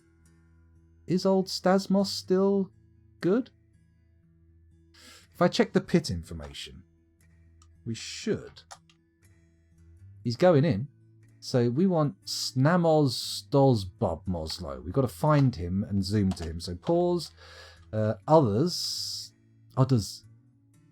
Stamoz. Where are you? Snamoz. There it is. A goblin wrestler. Well, is he the best one to be pulling out of the cage? Not sure. Let's have a little look though. Z, go to unit. He's in that cage. Okay, that's the one to watch. And we shall click F for follow, just to see if he does get grabbed and hurled in. Come on. Any dwarf. Any dwarf. I'm going to pause it while I'm not looking, just so I can have a look at chat. I think you've still got to strip the goblins. Well, let's get one sacrifice in, and then we'll figure out how to strip the rest of the goblins, right? I feel like we need to make sacrifices, because this crashing is no good, and I'm willing to attempt any level of nonsense to try and get it to stop. I didn't say venom, because venom effects aren't a thing in vanilla, and I don't know how easy it'd be to mod in. Are they not? I'm pretty sure we've had someone die of a king cobra bite.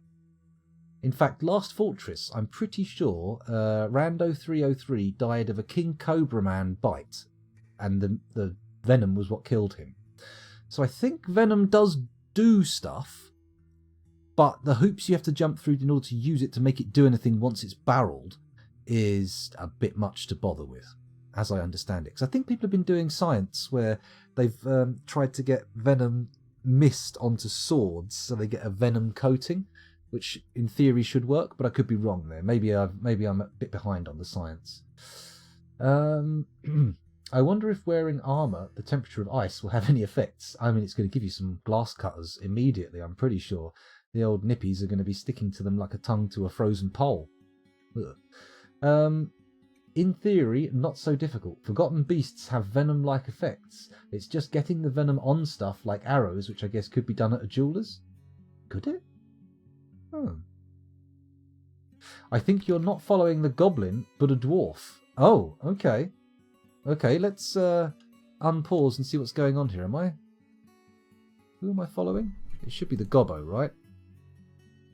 Goblin cage. F, follow. Yes, we're following the cage, not the goblin. That could be a problem when he gets flung in. But fingers crossed someone will do it.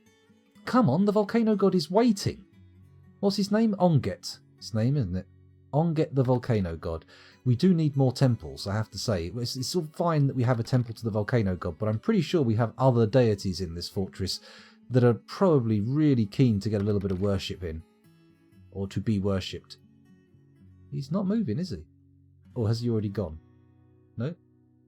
No, it's all good. Who? Ah, here we go. Gone from the cage. He's in! He's in! Let's pause it and look at the combat logs. Where's he gone? No combat logs. No combat logs for you, Goblin. No record of glory for your dismal plopping. That's it. He's in. A sacrifice made. Sacrifice, as old Lemmy of Motorhead once said. Ah, well that's good, isn't it? That's nice. That's very nice. I almost feel like I want a quick save just to nail down the sacrifice that's supposed to kind of alleviate the need for quick saving. The spike traps have all been put in place. So maybe we could just... Oh, they haven't been finished yet, actually. And nobody's removed this yet. Are we going to get somebody in there? X remove building. Shit, I didn't do it. That is a pain in the arse. It's okay, though. Someone will remove it soon enough. Soon enough. How's the roof going out here? I should probably expand the roof space, right? Let's quickly just check. That still hasn't been removed. Why are they leaving that gap? It's very annoying. Did I just hear someone in the corridor? What's that? Hello? A hovering helicopter. Ooh. Very exciting. Right, I need £2. £2. The little zip-up pocket on the side of my jacket might have £2 in it. Right, not right. Well, have a look. There'll be a £2 coin in my pocket. Let's not count out 2p's. Even if we only need 100 of them. Where was I? Yeah, looking at the roof going on. Oh, an animal trainer is very drowsy. That's not a great sign. He's probably not getting enough sleep. Speaking of which, let's take a look at those bedrooms and see if it's time to start spamming down the beds. That'd be nice, wouldn't it? If we can get a bit of bed spam going. Not quite. They haven't really got through to the point I would like to start putting the beds in yet. 1, 2, 3 rooms have been completely cleared and everything else is kind of a bit bitty. A little bitty bitty. Little bitty bitty bitty. Do we have any peasants in the fortress? Excuse me? Ushrir Ficodotad, the animal trainer, has been found dead. He's not drained of blood, is he? Let's have a quick look. No, just dead. That's fine. Besmar the Prophet is visiting. Oh my goodness. Oh, for fuck's sake!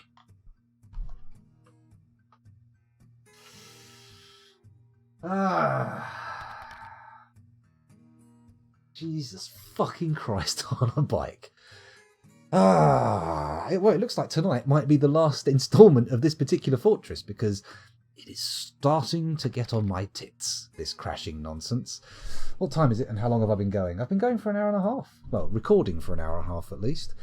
Should I, what time is it? 4:15. Let's just try and load it up and see what happens. Although, there is a large portion of my being going, just stop, scoundrel. Just stop.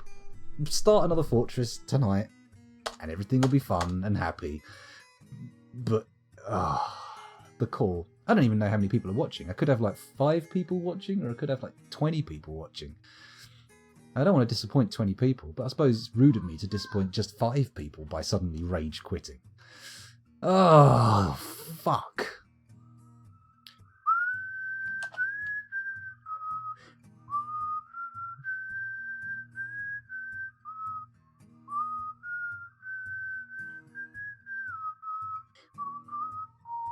It must have been a prophet of the end times. I just cannot get over the fucking crashing. It's really winding me up.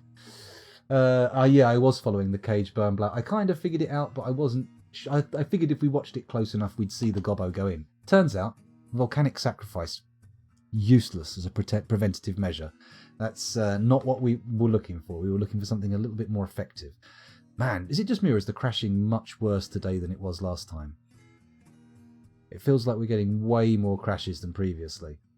Mind you, I have learned how to do that fucking template thing off of Cupo, haven't I? So even if the thing crashes into oblivion, like, learning has been done. It's easier to put a cage on a hatch, then drop the cage into the lava. We don't get the cage back then. We don't want to lose the cage. We want to be able to get another goblin in it. That'd be nice. Then again, burning up wood would probably upset elves. Make it more likely that they come and attack us, and honestly I'd find it more fun slaughtering elves than goblins. I mean, they're going to make a much more satisfying woody sizzle as they go into the magma, right?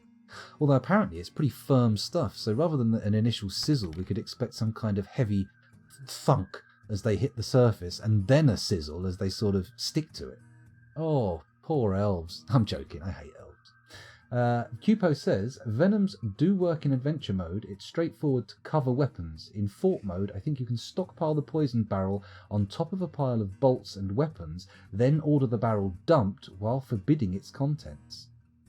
Sounds complicated, but maybe worth trying? Maybe worth trying, we'll see. We'll see. Oh, Dragon Man saying if the cage had an elf in it, it might actually be more effective as a sacrifice. Well, I'll tell you what. Let's go and look at this, the population of the fortress and see if we actually have any caged elves. I'm fairly confident we don't.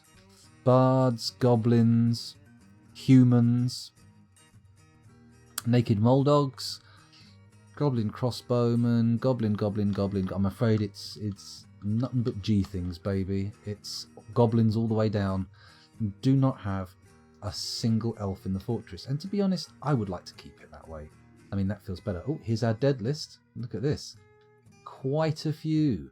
Missing and deceased. Is it just one page? No, it's more than one page. Fair enough. How many pages, though?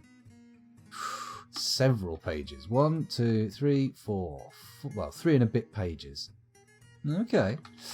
That's a lot of dead boys.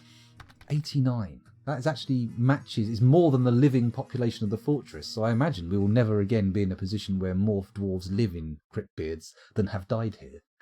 Oh my goodness. I imagine goblins are super greasy, probably fry up real nice. That's true. There's probably a little flash fire as they hit the magma, like a little sizzle. Whereas an elf, I think, would probably burn like a leaf. It'd have like a glowing bit that goes through it.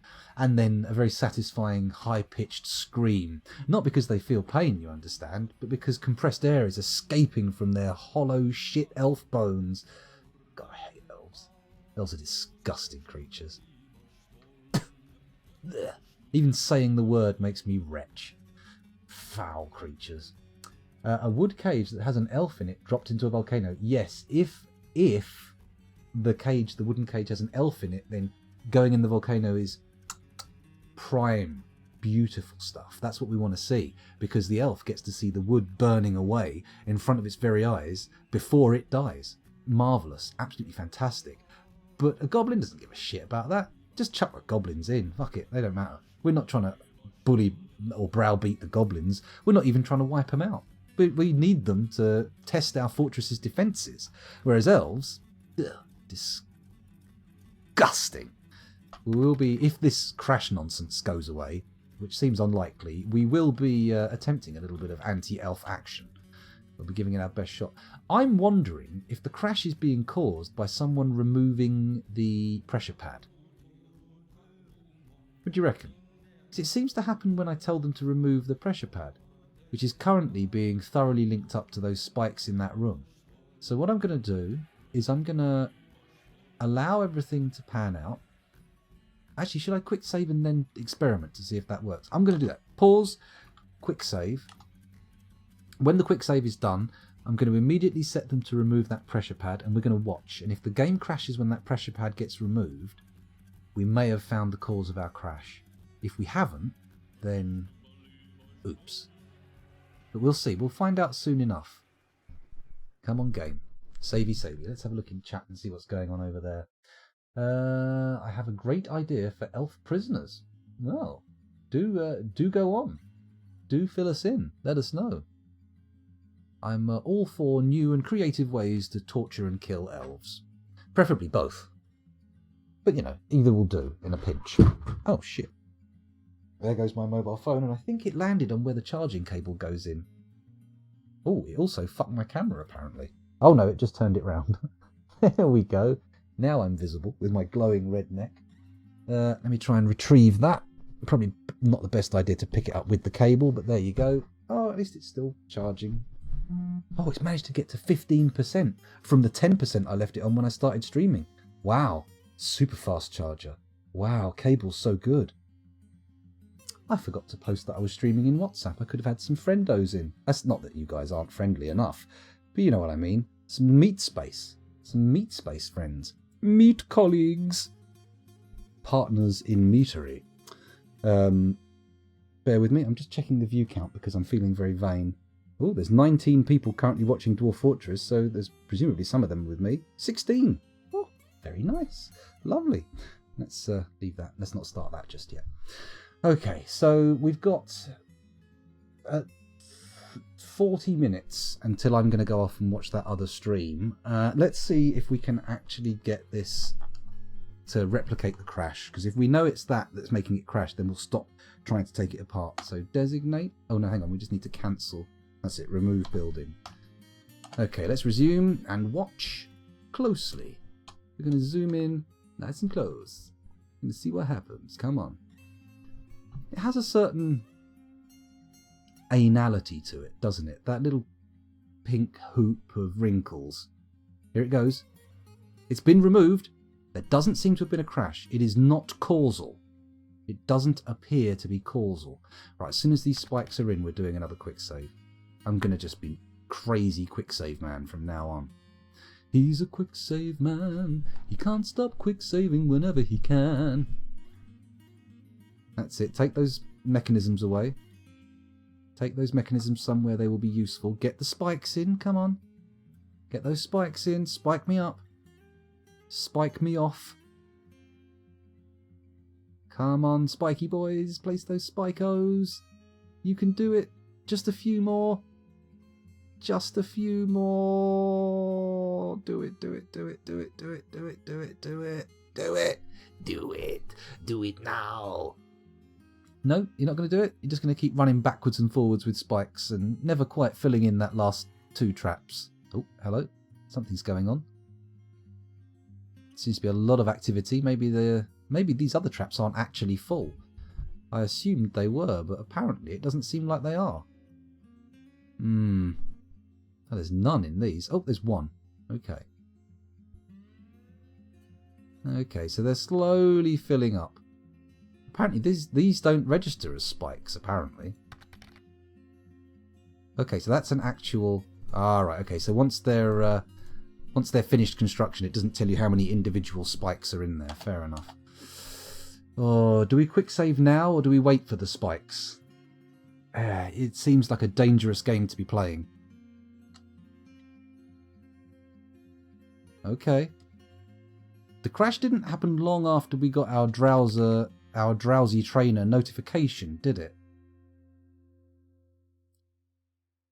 Fuck it, let's save. Let's save. I'm being Mr. Paranoid, I know, but I just don't want to have to reboot the game again before we finish. I mean, maximum I'm going on till 5, and then if we've still got a stream going, I'm going to send you lads off on a raid to watch Call of Cthulhu with me, but, you know, no requirement to hang around if you don't want to. There will be a stream tonight, but it probably won't start until somewhere around 11 PM UK time, so maybe even later, but we'll see.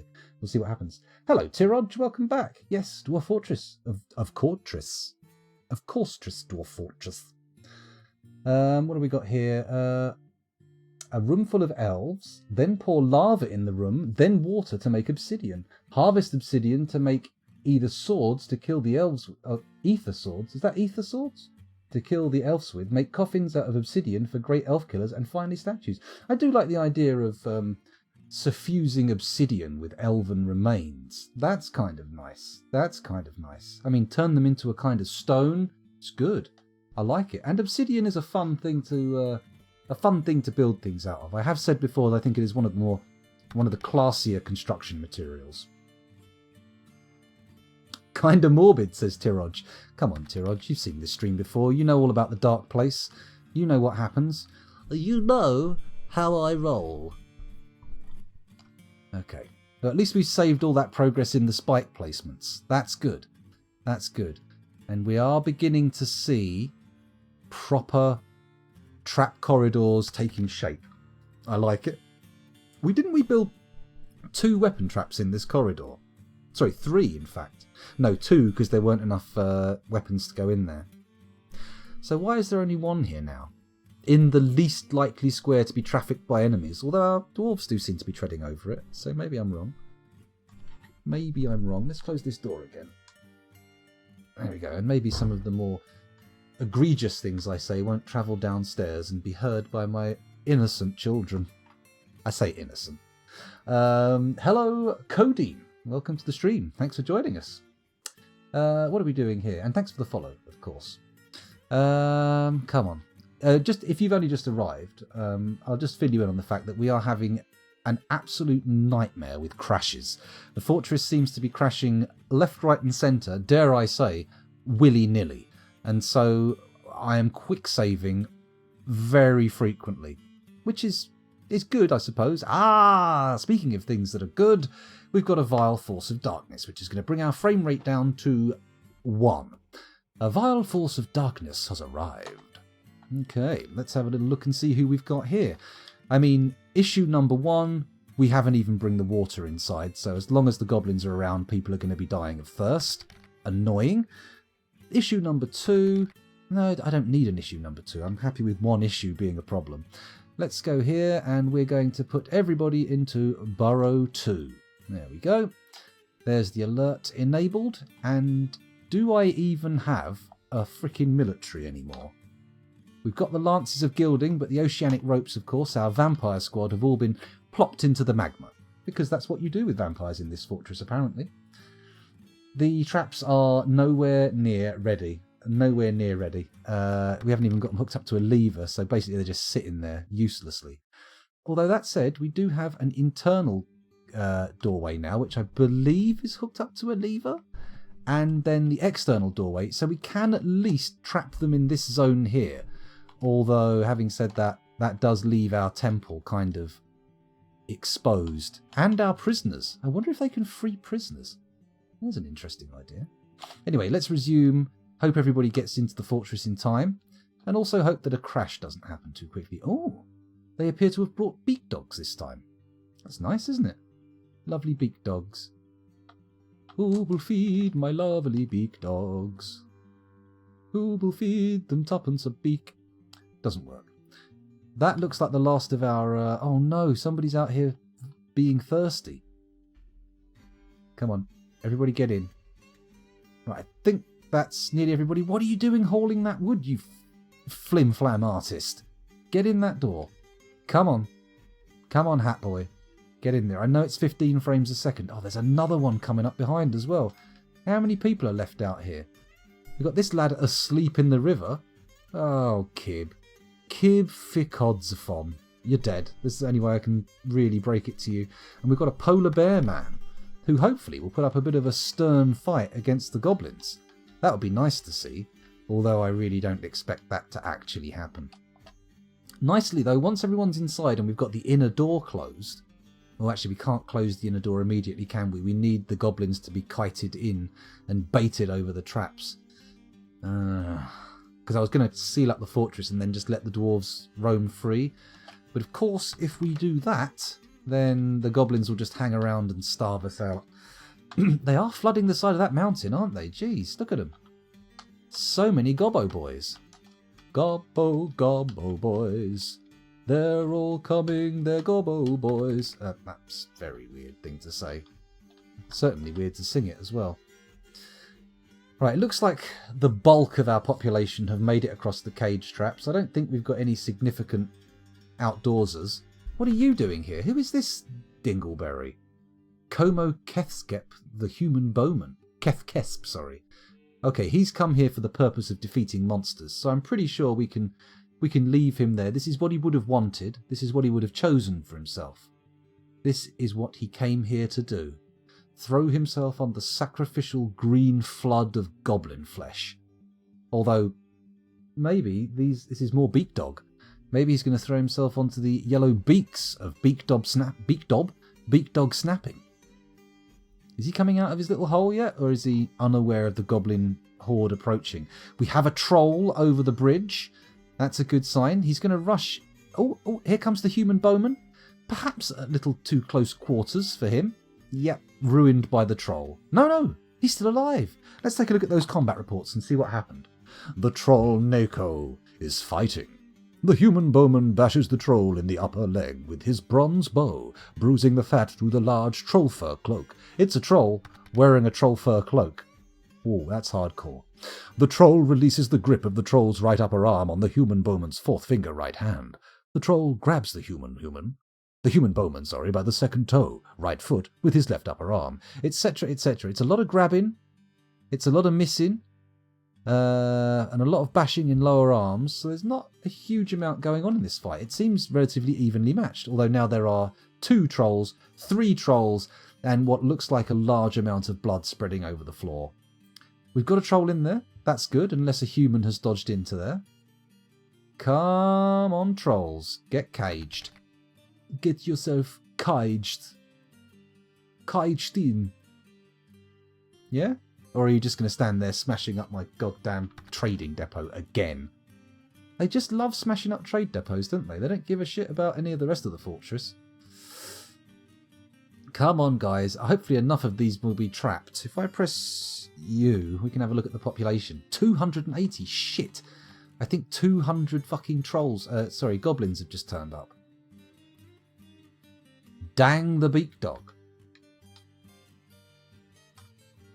There are a lot of Beak Dogs.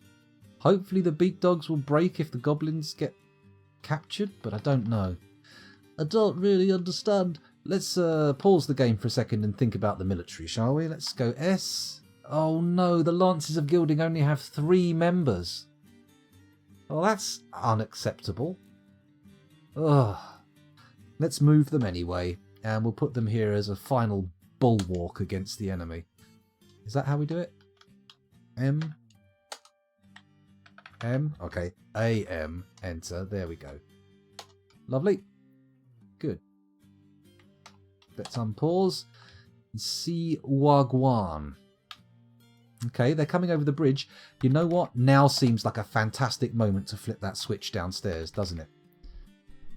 Flip that switch.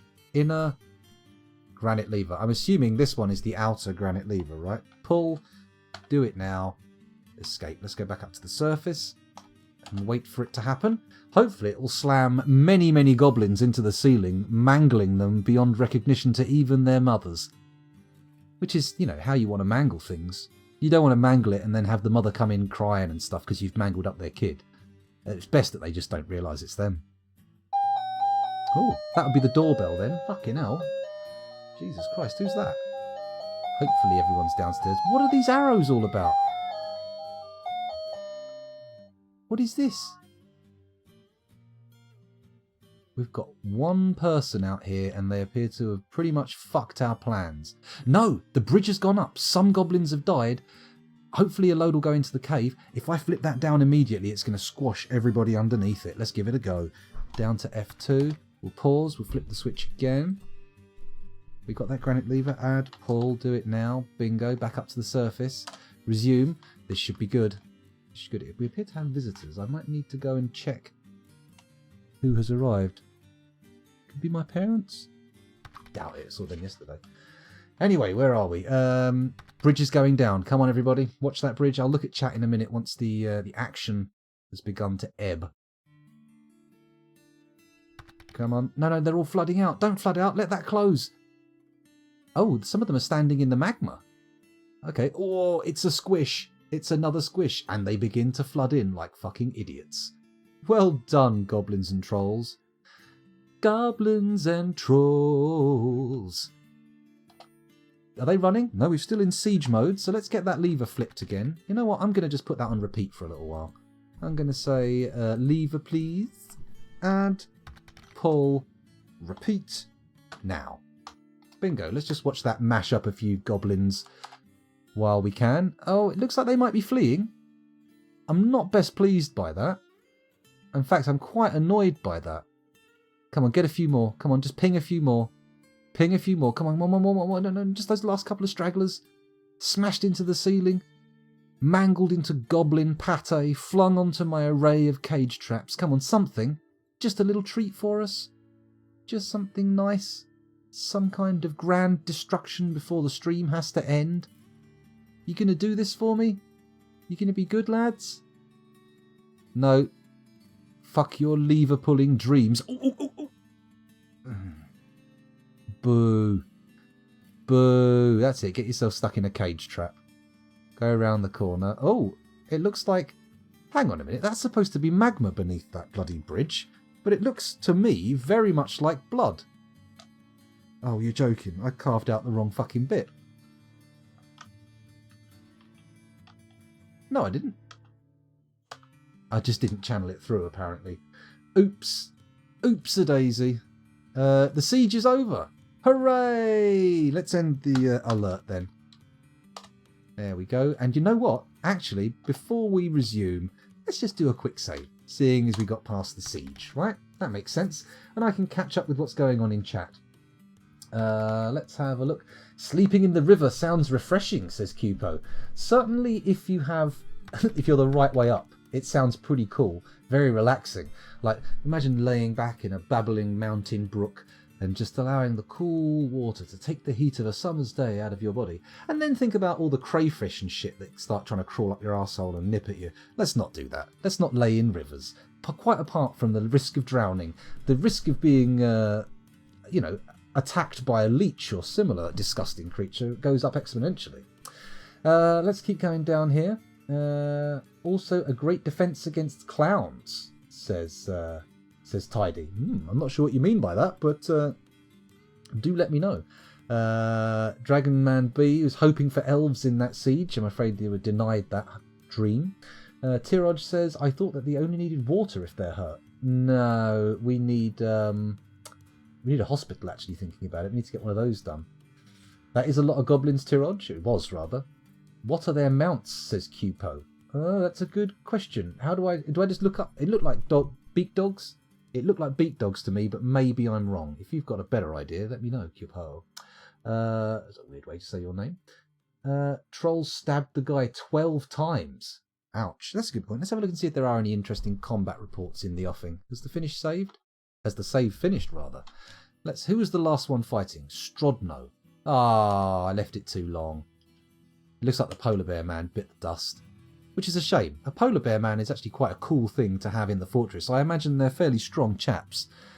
It would be nice to have them, in our military perhaps, but maybe those dreams were just too much.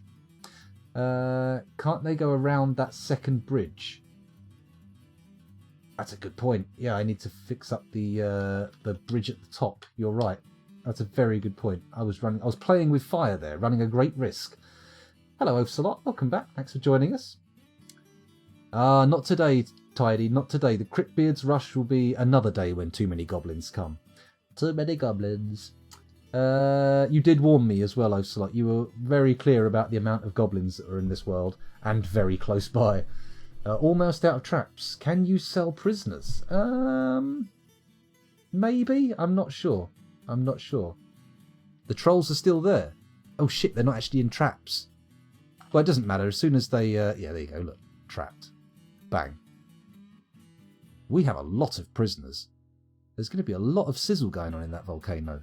I really do hope the volcano god appreciates the sacrifices we're making. Well, I say we're making. We're not really making the sacrifices. We're more kind of, No! Oh my god, I've still got the bridge flipping. Oh, we could kill dwarves in their dozens here if we're not careful. Let's quickly go over here and cancel that order. No. Stop removal. What are you doing, scoundrel? But at least that got rid of the orders. Thank God for that. Let's resume. Head back up to the surface. I think the crashes might be happening when I'm pressing F1 to zoom to the surface and then pressing the right arrow key too quickly after the fact. I might test that as well. We need to build a new trade depot, don't we? Build, capital D. Right there. Oh yeah. Big depot energy. Feels good. Let's build it out of diorite. Oh, I'm looking forward to that Call of Cthulhu game. 20 minutes. Oh, it's going to be good. I'm feeling the big cock energy. And by cock, I mean Call of Cthulhu, COC. Oh, they've already flipped the dang thing up again. I bet this guy got pinged off it, didn't he? Einod the peasant, lying in a pool of his own blood and shattered teeth because he fucking couldn't stay off that walkway. Not that I warned him. Okay, add a new task, pull the lever, do it now, just once. Thank you very much. Thank you very much. We're going to need more animal stockpiles, aren't we, just to fit these cages in. Shit, as that guy from the Wire would say. There we go. Hopefully that child will run out and help the guy lying in his own blood. No, definitely not. That's not his priority. He wants to carry this big purple rock down to the river. I mean, oh, to be a child again. Look, all the kids have got purple rocks. Maybe it's the new hip phase. Hip phase? Fad. The purple rock pet craze. Okay, let's keep zooming down a bit into the fortress, see what we see. Maybe zoom out a shade so I can get a bit more of an idea of what's going on in the big picture. The bedrooms are coming along nicely. Very pleased with those. Very pleased indeed. Maybe we could fill a wellspring with a bucket chain. I know it's not a permanent solution to the threat of dehydration, but it could be a nice little stopgap between, sieges where everyone charges out afterwards, thirsting for river water. In fact, why am I not making booze? I am saying to brew drink from plant and from fruit, but nothing's happening. I haven't really set up any fruit gathering zones, have I?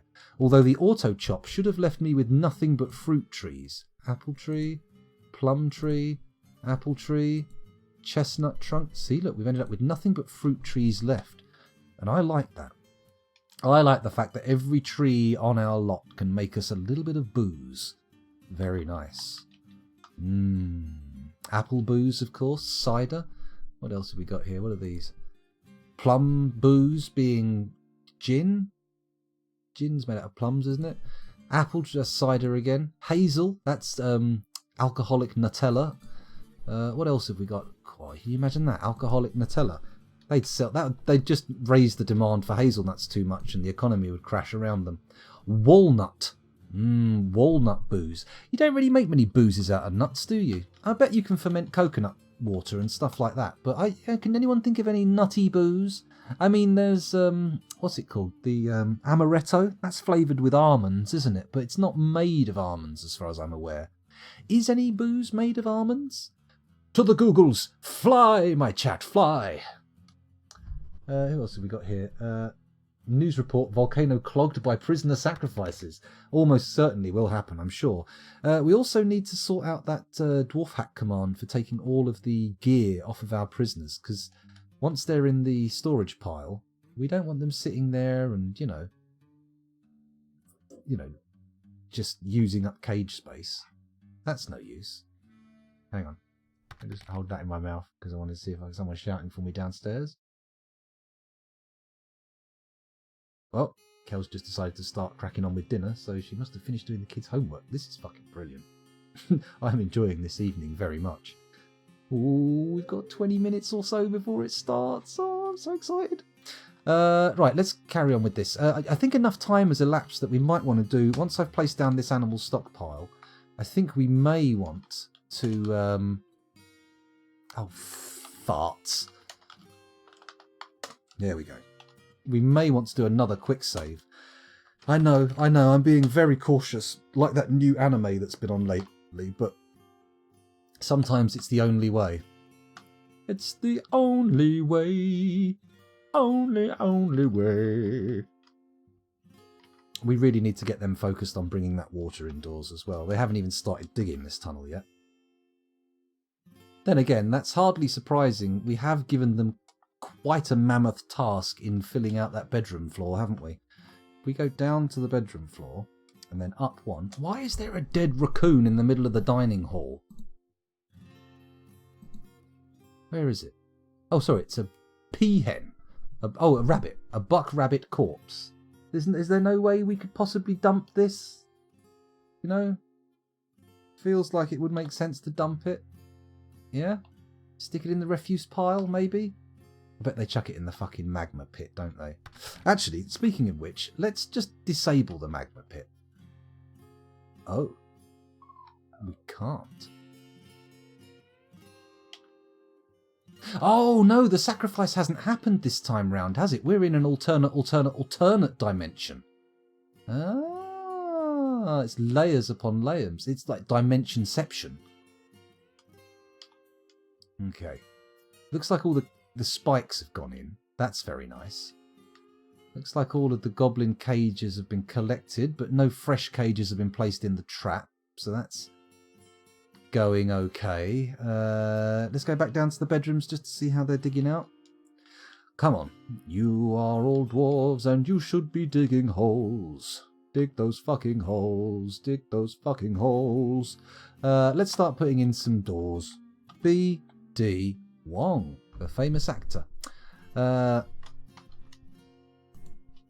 Needs door. Great. We don't have any doors. Brilliant. I mean, perfect. Let's put some beds in instead then. There we go. Bed in there. Bed in there. Bed in there. Bed in there. All the ones that have been dug out. Pop a little bed in. And then hopefully some of our dwarves might get a better night's sleep. I mean, it's not the highest tier goal that I have, but, you know, it's a goal. Happy rested dwarves who are not going crazy, which is obviously a severe issue. Crazy dwarves are common dwarves. Okay, that's going on nicely.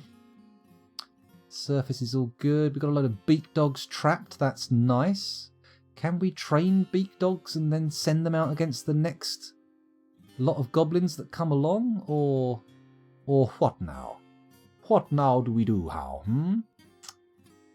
I mean, we need to strip them all, get their armour off them, their arms and armour, so we can melt it. I believe the phrase commonly used is goblinite. Nice phrase. I like it a lot.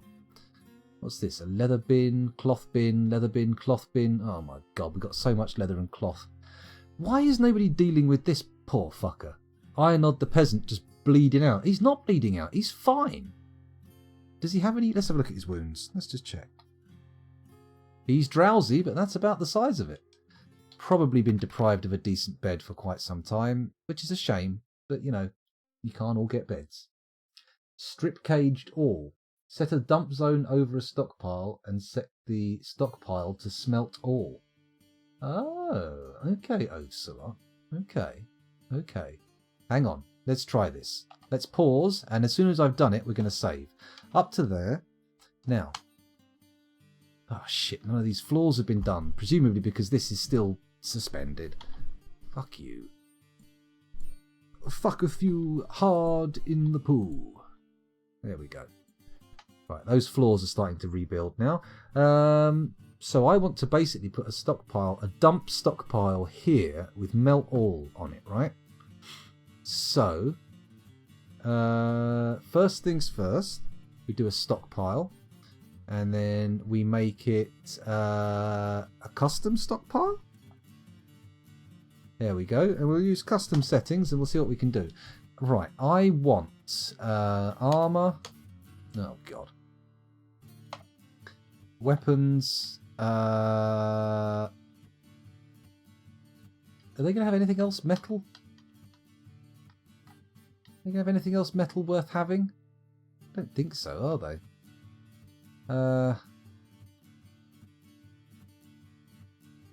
Well, we don't want stone or wood in there, that's for sure. So we will forbid stone.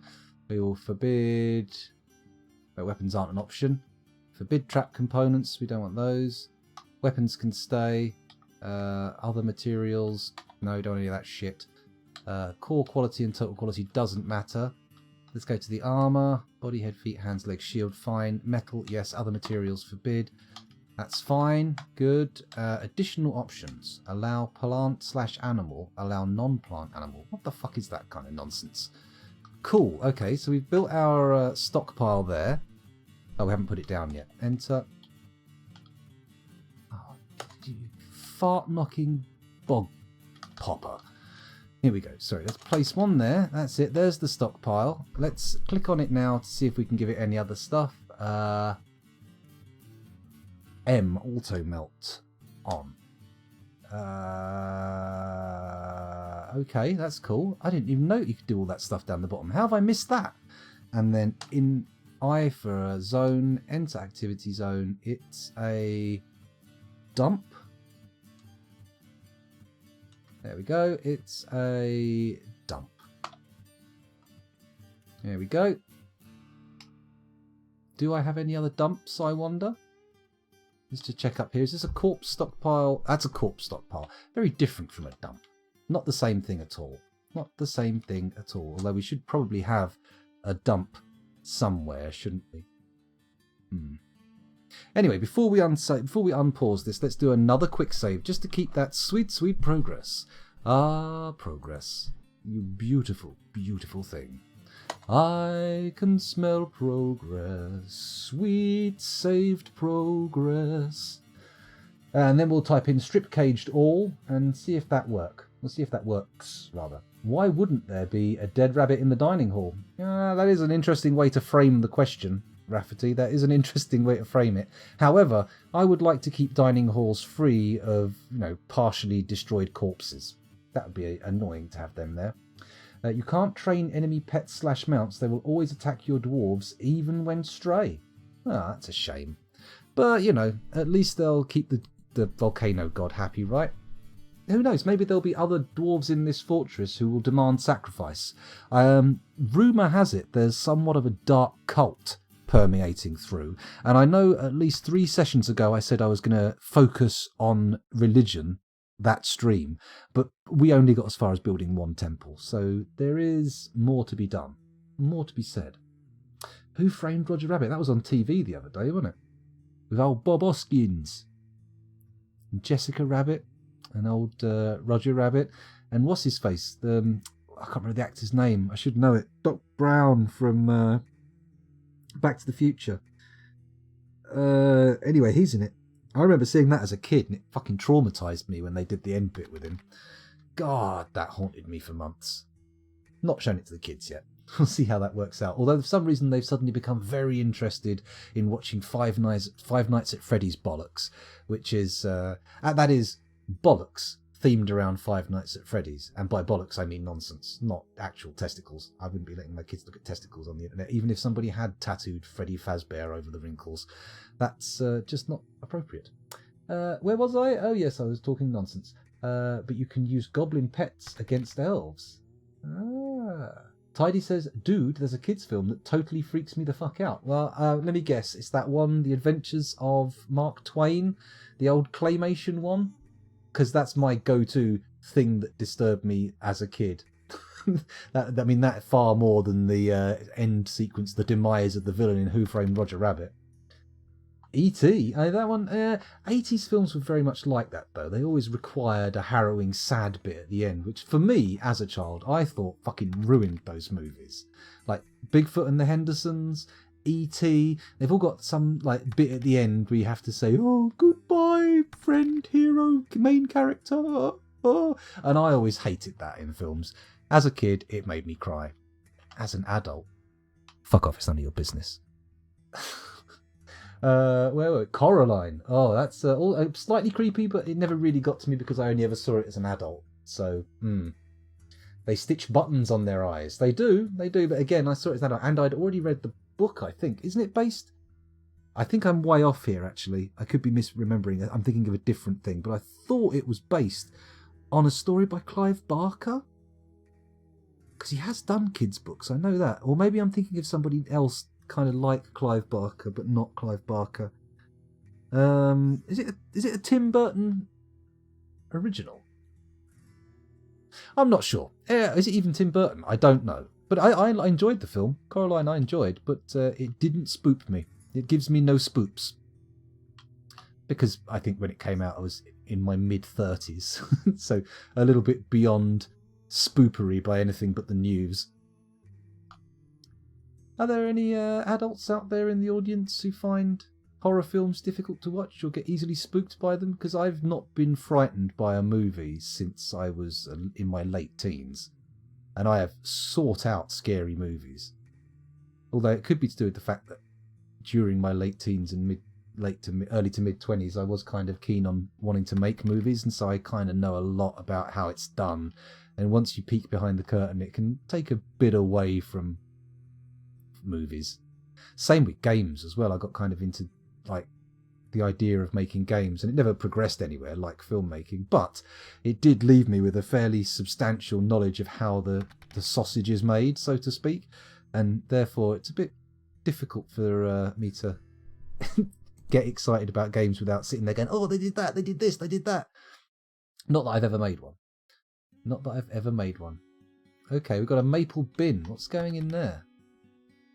Is that the stockpile for the... Oh, we're going to do all Dunpool, weren't we? Let's go back to there. And have I already typed that in? Die, export legends, die, prospect all, hide, reveal, prospect all. No, apparently I haven't typed in that command. Let's see if I can still see it in chat or if I have to scroll up. Scroll up. Rafferty is a horror film wuss. Ah, well, in a way, I feel like that's, enviable. Because I would like to be able to enjoy horror films in that way, but I can't. I watch them. I am especially bad with horror films with implausible supernatural plot lines. I just cannot. If you present me with a horror film based in any kind of Christian mythos, like The Exorcist or any of those kind of... what's the fucking stupid one with the red and black face who they try and exorcise? Anything like that, and I am utterly unfrightened. Then again, show me something a bit more serial killer based and maybe you might get a shudder up my spine. I do remember watching, probably foolhardily, a series of films which were about serial killers back in the late 90s, early 2000s. There was like one about John Wayne Gacy, and who was the horrible, rapey, charismatic one? Ted Bundy. There was a series of these films, and me and my mate Jay, we sat in his flat and watched them. And I remember distinctly a moment where we were watching the one about John Wayne Gacy, and I felt my spine going, "Oh God!" And I was, that feeling you get when you feel something's horrible, and you get a memory of something really embarrassing you did, and that sort of tingles through your whole body. I remember watching the film and getting that, and looking over at Jay and seeing him going, "Ugh," as well. And we thought, okay, We'll watch the next one because we've got it and rented it now, but maybe after this we won't watch anymore. And the next fucking one we watched was the Ted Bundy one, and that one was unbelievable. Not in a good way. Not in a good way. In a kind of, aren't the relatives of these girls still alive way? In that kind of way. Haven't really watched much in terms of true crime movies apart from documentaries of late. I find them somewhat distasteful now, having felt those feelings, having had those tingles tingle through me. Insidious, yes. Parafire 55, yes, the Insidious movies. I tell you what was good though. There was one with Ethan Hawke in where he moves into a house and he finds like an 8mm projector with some movies which apparently show like snuff videos of the families that have lived in the house before being murdered.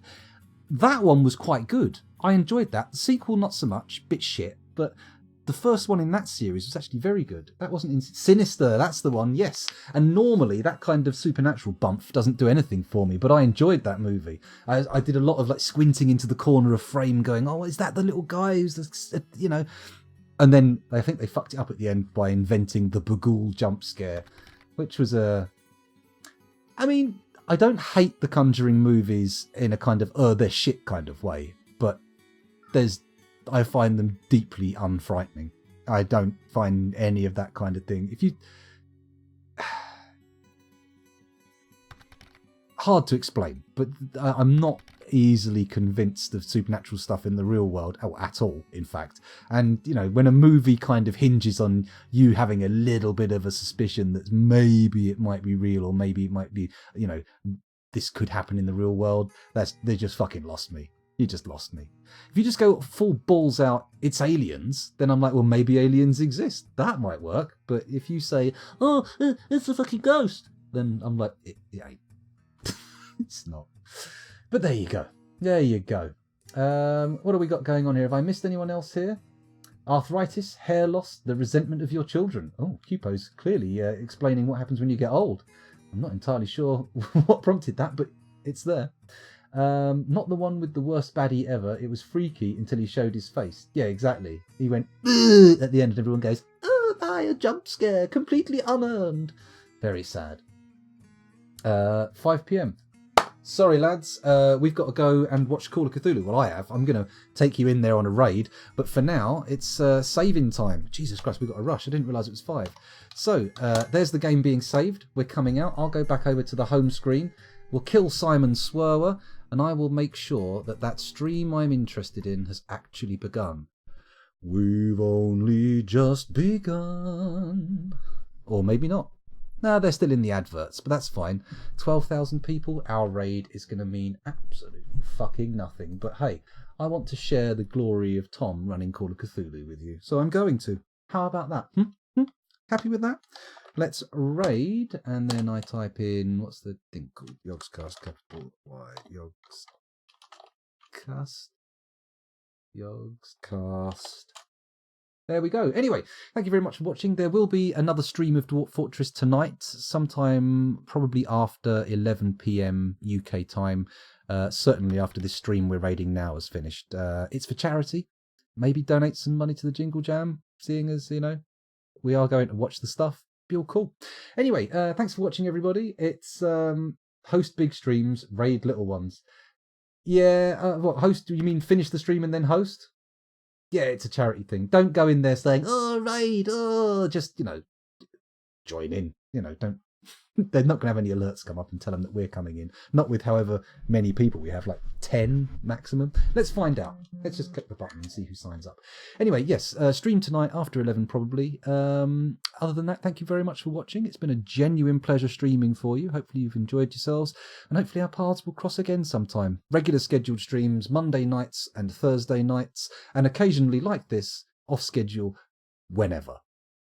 It's fun. I like doing it. Thanks for watching, and I'll see you guys later. Oh, the channel has follower or subscriber only chat. That can't be normal. Anyway, I'll see you in there. Bye, guys. Bye.